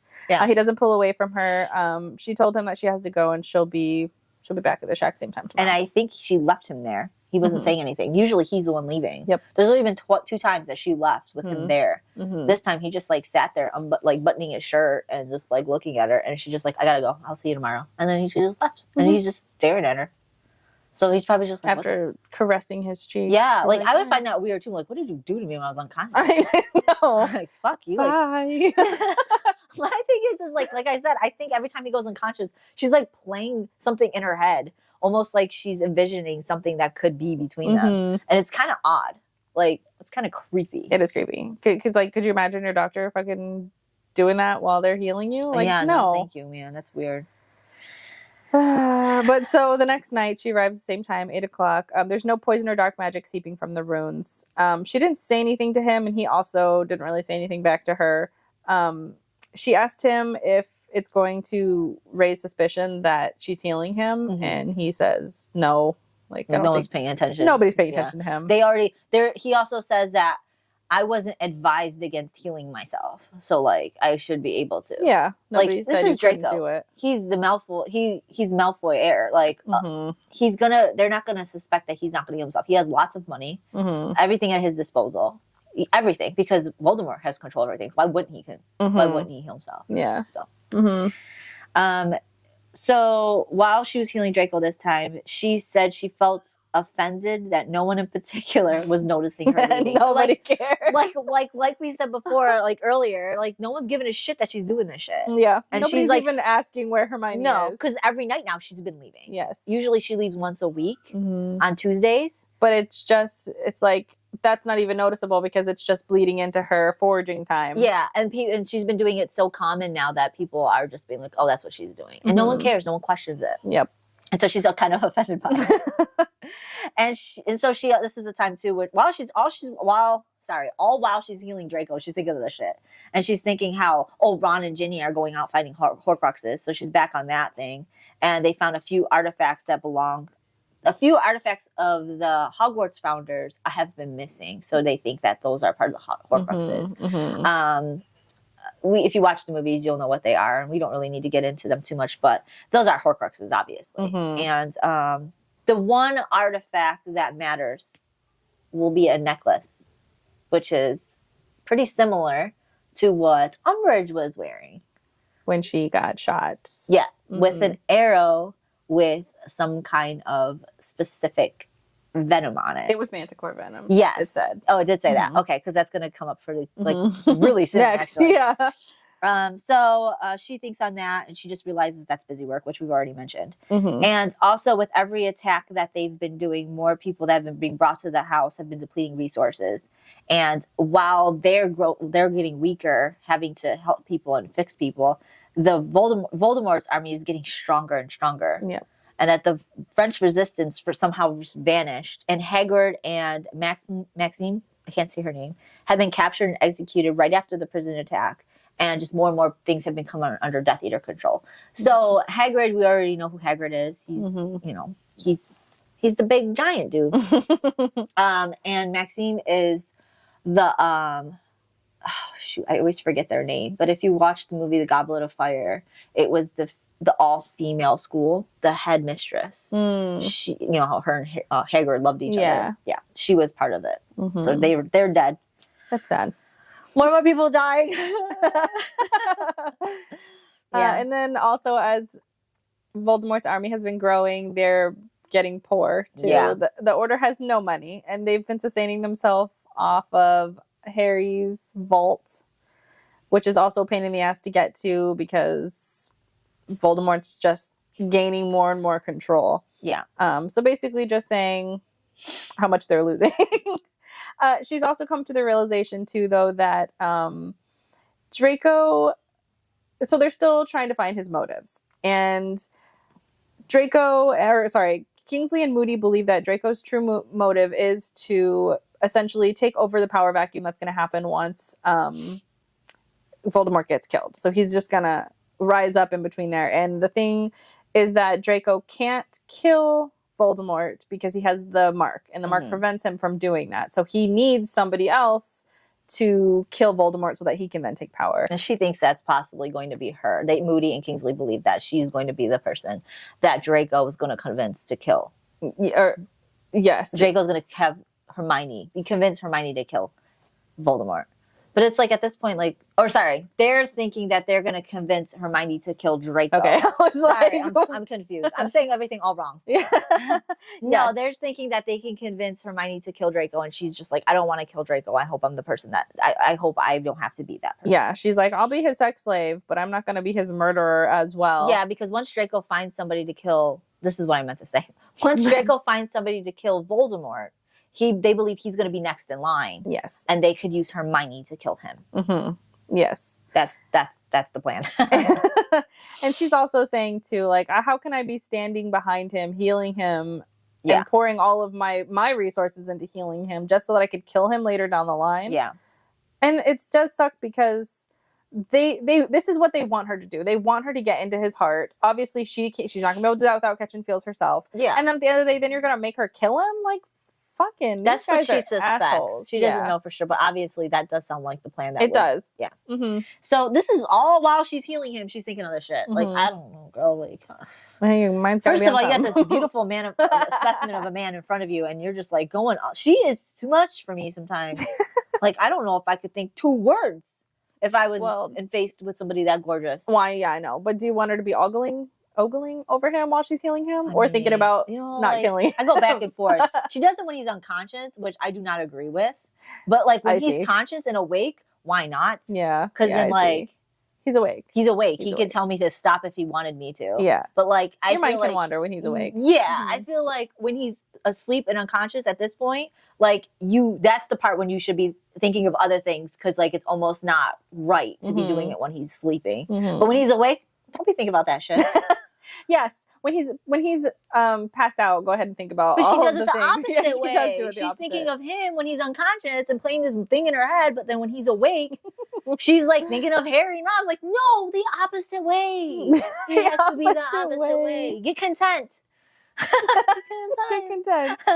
But anyways, yeah. So she is done thinking of that shit and is back to done healing. Like after she's done healing him, she starts to realize her mind can't be wandering. She's got to have a conversation with him now. But I think at that point, right after she's done, she just leaves. She doesn't even have any more conversation with him. She just leaves and then goes around walking in the city of Whitecroft because that's where she is. And she continues more about thinking of healing him. Yes. At this point, it's like, goddamn. Like, and she's also coming to the conclusion that Draco expects someday that she's going to betray her. Yeah. Or him. Yeah. She thinks that he believes that.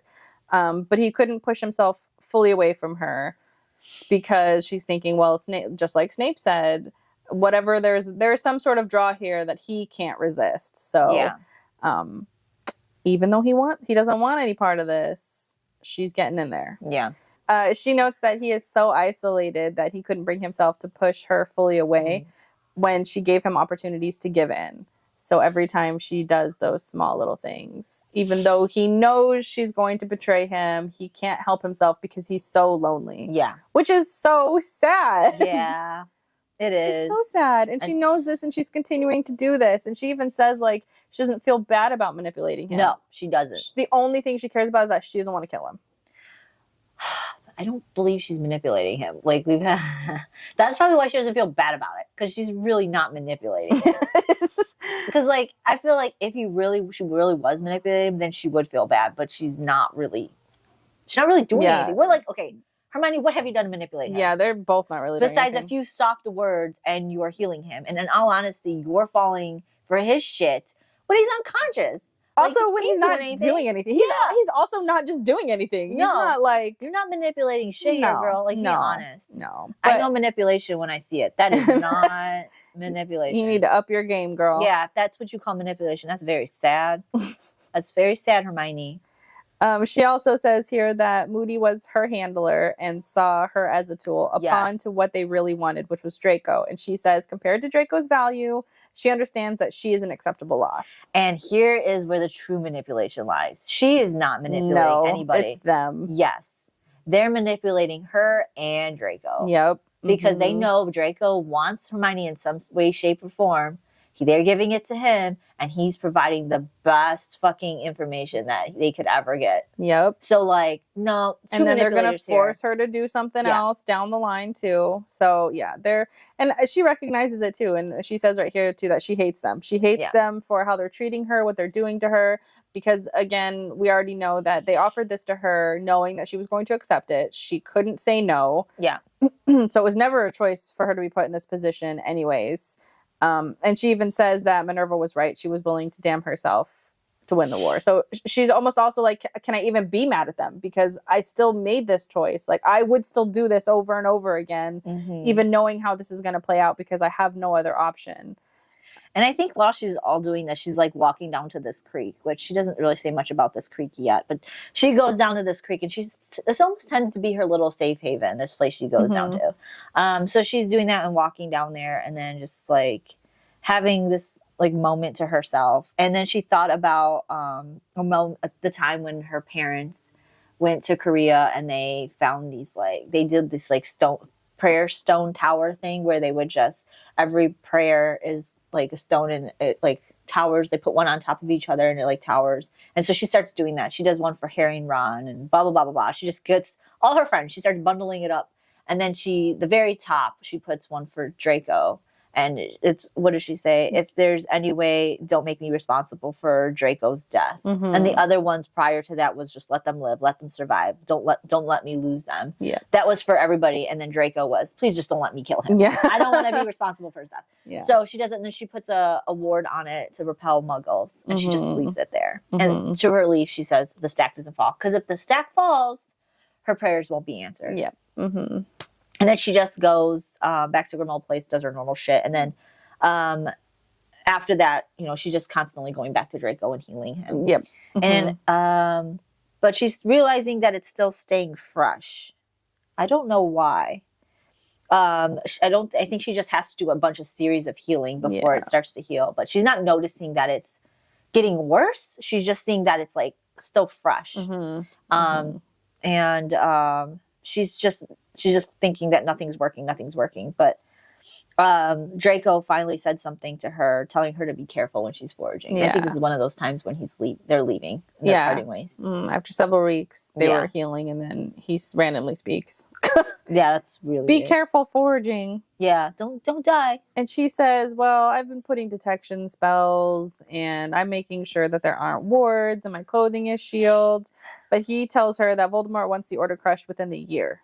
And that he has a manticore. Yeah, just randomly. He was gifted this manticore. They just dropped it on his lawn, and he was so annoyed. He's like, what the fuck am I supposed to do with this? I don't know what to do with this. I don't know anything about this. And she's just like, huh, interesting. She's like, are you going to kill it?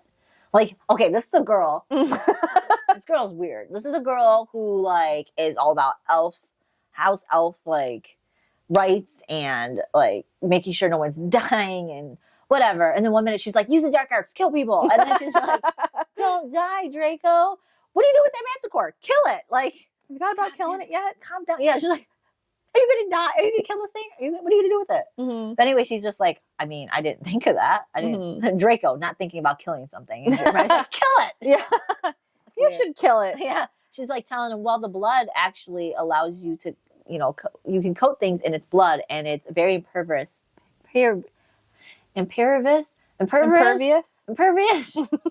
Jesus Christ. To magic. So like it will allow for like a lot of the wards and protective spells to stay and adhere. And also you could put it on weapons like arrows and swords. So it could go through wards, like protective wards. So you could put the protective wards on yourself, on clothing, and also put it on your swords and your arrows and allow it to get through other people's protective spells, which is very crazy because that is the same thing that was on the arrow that went through the wards at Hogwarts and killed Umbridge. So and shattered the necklace that she was wearing. Yeah. So he says, do you want me to kill this so I can give the order weapons? And she goes, no, because it's a dark creature and I wouldn't even know where to begin to tell the order where I got this. Yeah. Here's a bunch of dark weapons for you guys to use. They probably wouldn't even use it. Yeah. So he tells her, she says all that to him. And so like, I want to note though, just to paint the picture of what this looks like while she's talking to him, she's buttoning, like they're standing and she's like buttoning up his shirt, and she puts her hand on his chest because she's telling him that, and then she goes on to tell him about the arrows and using it as weapons. So they're standing like very real close. Intimate. They're touching, very intimate, touching. And they're having this whole conversation. And she's pretty much implying that she doesn't want this stuff for herself. Yeah. Pretty much implying for him. She doesn't outright say that. She just says, well, if you can kill it and you could do that, it would be of use. It would be of use to you. And she also says essentially like, it would, so like drain it of blood, but then also quickly kill it, please, because we don't want Voldemort to use this manticore out on the field because it's going to kill a lot of people because maybe 100 people might know how to defeat it, and that's it. So also, if you remember back in one of the episodes too, or the chapters, she said he was wearing that armor. So he did make it. He did make some armor. Yeah, and so those weapons must have been his. So maybe he killed Umbridge? Is that where we want to go? We don't know. We just know that weapons were made and he was the one wearing the armor. And this is his manticore. Yes. So, like, and he is working spy. And he is a working spy. And no other order members were alive unless he recruited some or somebody else was alive. So, but all we know so far is there was a bunch of people dead in the previous episodes. And we already knowing that there's a lot of people dead already. So, like, who could possibly have been left? Interesting. And then while they're having this very intense conversation, it's not intense. I wanted to say pragmatic, but then he says pragmatic, but then I said it. I think she says it. Doesn't she call him pragmatic? Oh, no. No, he says it to her. That's right. So again, they're face to face and he grabs her chin and he tilts her head back until her eyes met his. He studied her expression for a moment as she sat back. He leaned towards her until she thought he was going to kiss her. And he says, you are always so pragmatic. Yeah, and then he doesn't. He doesn't kiss her. He stops. Nope. And he releases her chin abruptly and steps away. His eyes glinted as he noted her confusion. Don't die, Granger. I might miss you. is what he says, and he vanishes. It's like he was gonna, and then he's like, what am I doing? I'm gonna sit back. I'm gonna just say, don't die. I might miss you. And then he leaves. Like in a poof. In a very Draco fashion. Yeah, which we've already commented that we love. Very theatrical. Mic drop moment and then poofs away. Can you imagine if he would have done that to me? I would have been like, what the hell? Oh my God. I would have sat there for another 15 minutes, just be like, he wants me. Yeah. It's the like chin grabbing situation is like swoon worthy. Yeah. Oh my God. I would have just melted right there. Yeah, I can't. And he poofs like, what? You tell me that I might miss you, and then you leave. But then you were like so close to my lips. Like, I'm dying. What? I'm dying with that chair thing. I would have, and then this, like, knees weak. I would have probably just fell to the ground and just contemplated life for a minute. Yes, I'm melting. Like nothing else existed. I ain't going back to Grimmauld place. Hell no. I think I'm gonna be right here. I'm gonna wait till next Tuesday in this area. No, because she's doing every day. Yeah, I'm gonna be here there tomorrow. Yeah, I'm not leaving that shack. I'm gonna be touching my ring. Hey, wait, can you come back? Yeah. Whoa, motherfucker, you can't do that. Wait. Come back. Did you just say you miss me? Come back. What? Hold up.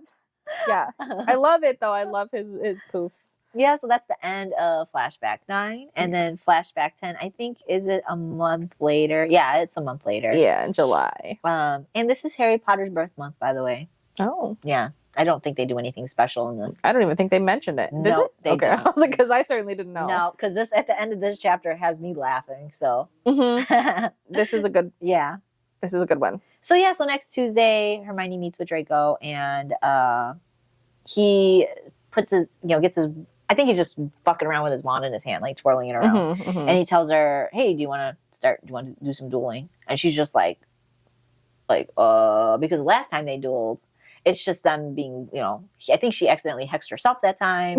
And she's just like, I didn't know we were going to do this right now. So she drops her bag, puts the whatever on it, and he goes, don't worry. I think shouldn't water be okay? Because she's like freaking out. Yeah. He says, I realize you consider me a total monster, but I do make a general habit of keeping my word. Because again, he said he wasn't going to hurt her the last time. And so he said, I presume water will not offend you. Yeah, because everything else she was using to practice dummy. So dueling this time, this is the first time they're going to react with each other. And so he tells her, I'm just going to use water. Well, he doesn't even say that. He just like flicks his wand and something hits her hand and it's wet. And she looks at it. He's like, I presume water will work. And she's like, okay. All right, so, that's fine. And she apologizes for assuming the worst of him. They begin to duel, but he seems frustrated that she didn't even try to hex him. Because she's not. And because he's healing on his back. And she tells him that. She's like, I'm not going to hex you after I'm the one healing you. And he's getting just really frustrated with her. He's like, yo, I'm a Death Eater. People are hitting me people are trying to come at me all the time. Just fucking do it. Especially now that I'm weak. Especially everybody knows what happened. This gets her so fucking mad. Yeah. And she doesn't expect him dueling. She doesn't think he's dueling. Yeah. He's like, people are gunning for my position. They're challenging me to duel all the time. I'm dueling all the time. And so she gets upset about this and says, how barbaric. Because he says essentially like I don't know if this is the day, but like every Saturday you can go duel in front of Draco or Voldemort. Yeah, I don't know if it's Saturday though. I just picked a day. Yeah, he tells her. You can call upon who you want to duel in front of him, and it's not necessarily to the death, but you can hurt. Yeah. And so she gets really upset. How could you be doing this? You need to heal. You're healing. Like, what are you doing? And he says, he shoots her in the face with the water. Yeah, because gets her like right there. Because she's like not paying attention, and arguing at him, and he's just like, right in the face. And he's like, focus. Yeah. And he said, you're hopeless. This is why you lot are losing. And she says, I'm a healer. If you wanted me to try harder at hexing you, you should have talked about how you enjoy killing Sneasel kittens. Yeah. And he says, every night before I go to sleep. I don't know why I love this. And like he's trying to antagonize her in a softer way first. Yes, like he's trying that out. He's trying. Like, he's trying to tell her like, hey, do this, and she's just like arguing with him. It's like, come on, no, this is a whole real thing. We're supposed to do this. Like, come at me. And first of all, come on, it's fucking Draco. He's ready for it. And she's like, well, I don't want to hurt you. Like, bitch, you're not going to hurt him. No, you're not that fucking great. Like, come on. He knows. He can do this in his sleep. Yeah, that's what he's trying to tell her. Like, come at me. Yeah, because come at me, Death Eaters aren't gonna be nice to you. You're coming at me, girl. Death Eaters aren't going to take it easy on you, so you need to act like it's real. Yeah. And she would just rather be arguing with him. No, so like he's pretty much done with her shit. Though she does say to him, like, look, you've saved hundreds of people now. There's a chance no one will ever know, and you were punished for it. So I'm not going to hurt you, not when you're already injured. So this is her bleeding heart Gryffindor saying this. Yeah, and Draco pretty much starts telling her, oh, this is where it starts to get pretty low. And but I can understand why I understand it too. I'm glad we're on the same page because I wrote this for my notes too. Yeah, because like he tells her, like, did you know I was there when they dragged the Creevy family out? And she's looking at him horrified. And he's just like, if I'm going to do this from memory. He tells her, you should have been there. They were screaming. And then he goes, he plays it out for her because she's just fucking upset now. Like, how can he do this? How can he bring this up? Because he knows, he went in her mind. He knows this is devastating for her. He knows this is the pivotal point in her life that changed her trajectory. Yeah. And so he tells her, like, the parents, they pretty much perished. The Bellatrix used it as her encore because what she did to the Longbottom family was torturous. So what she did to the Creevy family was worse to the parents. So the two boys fled. Colin and his brother fled, and the youngest brother tripped and fell, and I think he got his foot in like a beaver hole or something. Yeah, and so Draco killed him, I think, immediately. And Colin would have escaped and lived if he didn't come back. But Colin came back for his brother. Didn't want to leave his brother. Who was already dead. And just crying and upset and wouldn't leave. It wouldn't run. And then Dolohov came at him. And that's who cursed him. And the curse was a new fucking curse that he just wanted to test out on a child. I don't know if he was a child. I know he was young. Yeah. He might not have been a child at that point. He may have been like maybe 16, 17. Still a child. Still a child, yeah. But not a kid. And so she asks him, before she finds out Dolohov did it, she asks him, did you do it? Did you do it? And he goes, no, I wasn't the one who did it. But I just stood back and watched. Yep. And then he says, I'm going to read the quote that he says here because I'm obsessed with this. He says, this is what Gryffindor sentiment looks like. All those noble ideals of not leaving people behind, not even the dead, of not using dark arts, of not hitting someone because they're already down. When you feel like believing in any of that, remember just how and why Colin died in front of you. You have no idea how many of your resistance fighters I've killed because they believe the lie that goodness is the advantage in war. Yeah. I love this. Like, he couldn't have summed up the problem with the Order. But the problem is she already knows this. She already knows this, but she needed to hear it. She needed it like grabbed from her inner soul of whatever plagued her personally. She needed to hear it from the other side. But then she still doesn't fucking get it. She still doesn't because she's so upset about this. The crazy thing is what Draco's saying is everything Hermione has been telling the Order. The same shit, just in a little bit more of an intensity. A personal, specifically to her. I also want to add that the Creevy moment was also Draco's turning point. Yes, he killed Dumbledore. Yes, he did all that stuff, but that's for a different reason, and we don't want to get into it right now. The Creevy family was also his moment of turnaround, too, because him saying exactly that is when he probably looked at the Order and said, fuck, they're fucking up. They don't know what they're doing, and they need to make a change. It's almost like he's noticing it for their side, that they're not going to survive. And I think at that moment, maybe that's when he realized that he should probably, not at that moment that he changed sides, but maybe that was his turning point to recognize maybe he should. Yeah. Yes. I think the Creevy moment is a turning point for to see everybody. Just how delusional his family is. Well, to see just how delusional the Order is. Yeah. The delusional the Order is, and also the people he's fighting with. Yes. How fucking shitty they are. Yes. And so he probably realized at that moment, like, this is horrifying on both ends. Yep. And he probably realized, I think that's was his turning point as well. Yeah, because I think he brings, with the way he says it, is almost like he's fucking pissed off that the Resistance could have won this or done something about it, but they're so fucking stupid. They're believing in the goodness is going to win the war. He's mad not because he hates them. He's mad because they're not actually fighting back. They're stupid. Yeah. They're not fighting back, just like what she's doing. He's pointing out what you're doing is exactly what your Order is doing. And that's why you guys aren't fucking that's why you guys are losing. And I think that's what's making him mad. Yeah. I think he's mad because he wants them to actually do something. Well, because he does. Yeah. I mean, clearly. Because he can't.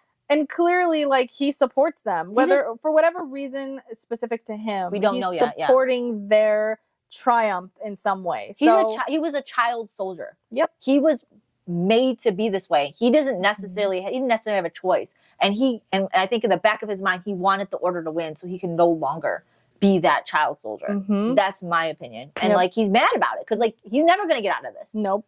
And even now he's trying to put his cards in their deck. He's trying to give them help and they're still doing the same shit that's going to cause them to lose. And then it's still not going to matter at the end of the day. And then here's Hermione doing the same shit. And he's just like, that same sentiment. Yeah. He's like, no, look at this is how fucking stupid you guys are.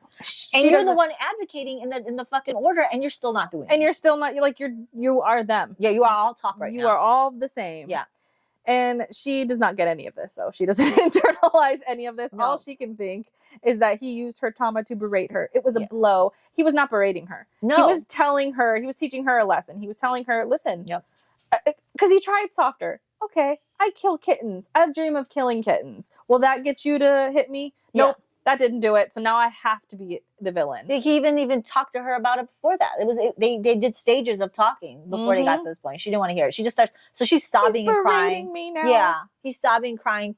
She's sobbing, crying on the floor, and then he's just like, you know what? You're lucky that you didn't even die. We're not even gonna go that far. We can go as far as you're lucky you're not even dead from foraging. Yeah. Like he even simplified it. Mm-hmm. Yep. She just sits there and cries, though. Yeah, and then he just gives her a fucking parchment, and then he leaves. He's tired of her shit. We are all tired of her shit. She pulls herself off the floor.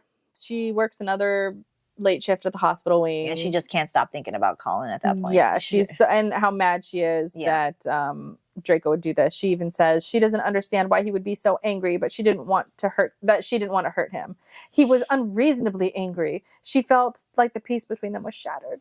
You're so stupid. Yeah, he was angry, and all your things. I don't understand why he was. I just didn't want to hurt him. It's just like she's retarded. You're not getting it. And in the same whole fucking issue of her thinking about that, she goes on to how about she's making some potions of the Draught of Living Death. Because that's what they use to suspend Death Eaters they capture in an unplottable land. So they have these fucking Death Eaters and other fucking members of the army for Voldemort held captive in a suspended animation almost. Somewhere.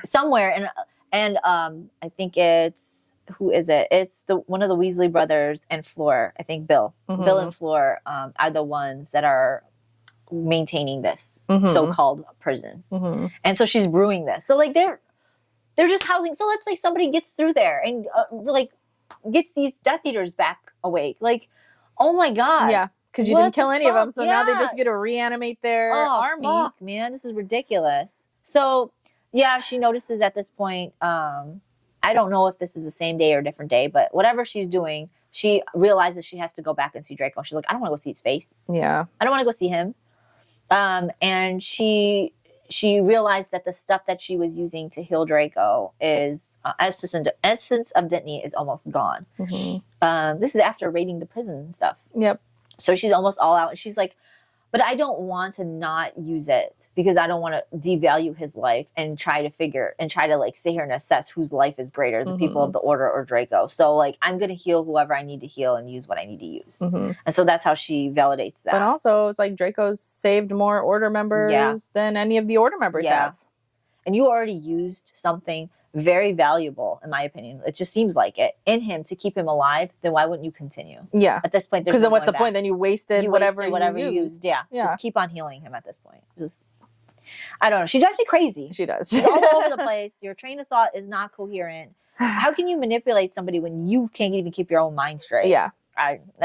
So she's like, I just don't want to think about this anymore. Yeah. She just appears into the shack. Yeah. And I think she's sitting there, and then she pulls out a picture of her, Ron, and Harry, which Colin took the picture, which I think we talked about the other day too. She looks at it, then she buries it back. She's thinking a lot about how she's going to have nightmares tonight. She's going to have to take more Dreamless potion. Maybe she's going to have to take more. The Order doesn't really keep track of the potions because she's the one making them, so nobody would. So it's easy for her to get addictive. She even notes that Snape told her it's easy essentially for potion mashers, to abuse their stash. She says what I think is funny, maybe I'll get high with Neville. That would help.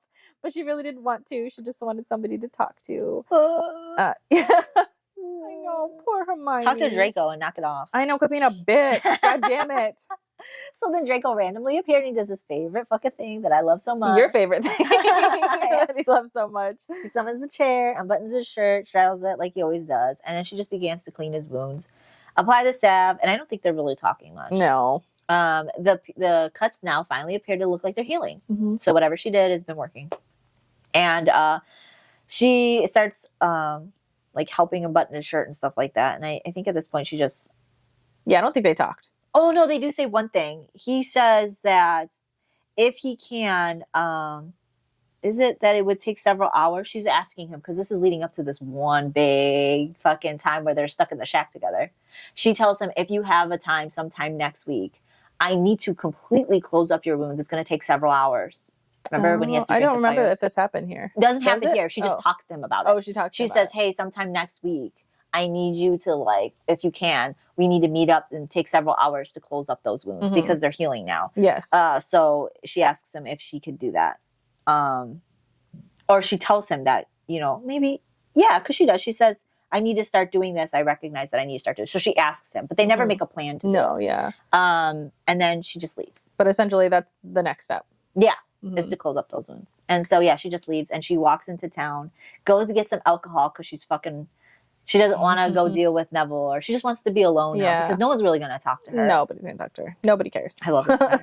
And so she goes to her favorite spot in Whitecroft. The creek. The little creek. And she notices that her stones are still there, but she's still mad at Draco. She's like, fuck this. She takes Draco's stone off, and I think all the other stones start to crumble. And she's all mad and so sad. And she's freaking out. She's like, no, my tower. So she tries to build it back up to try and get it to be where it is, but she's so fucking like tremory and upset that she can't build it again.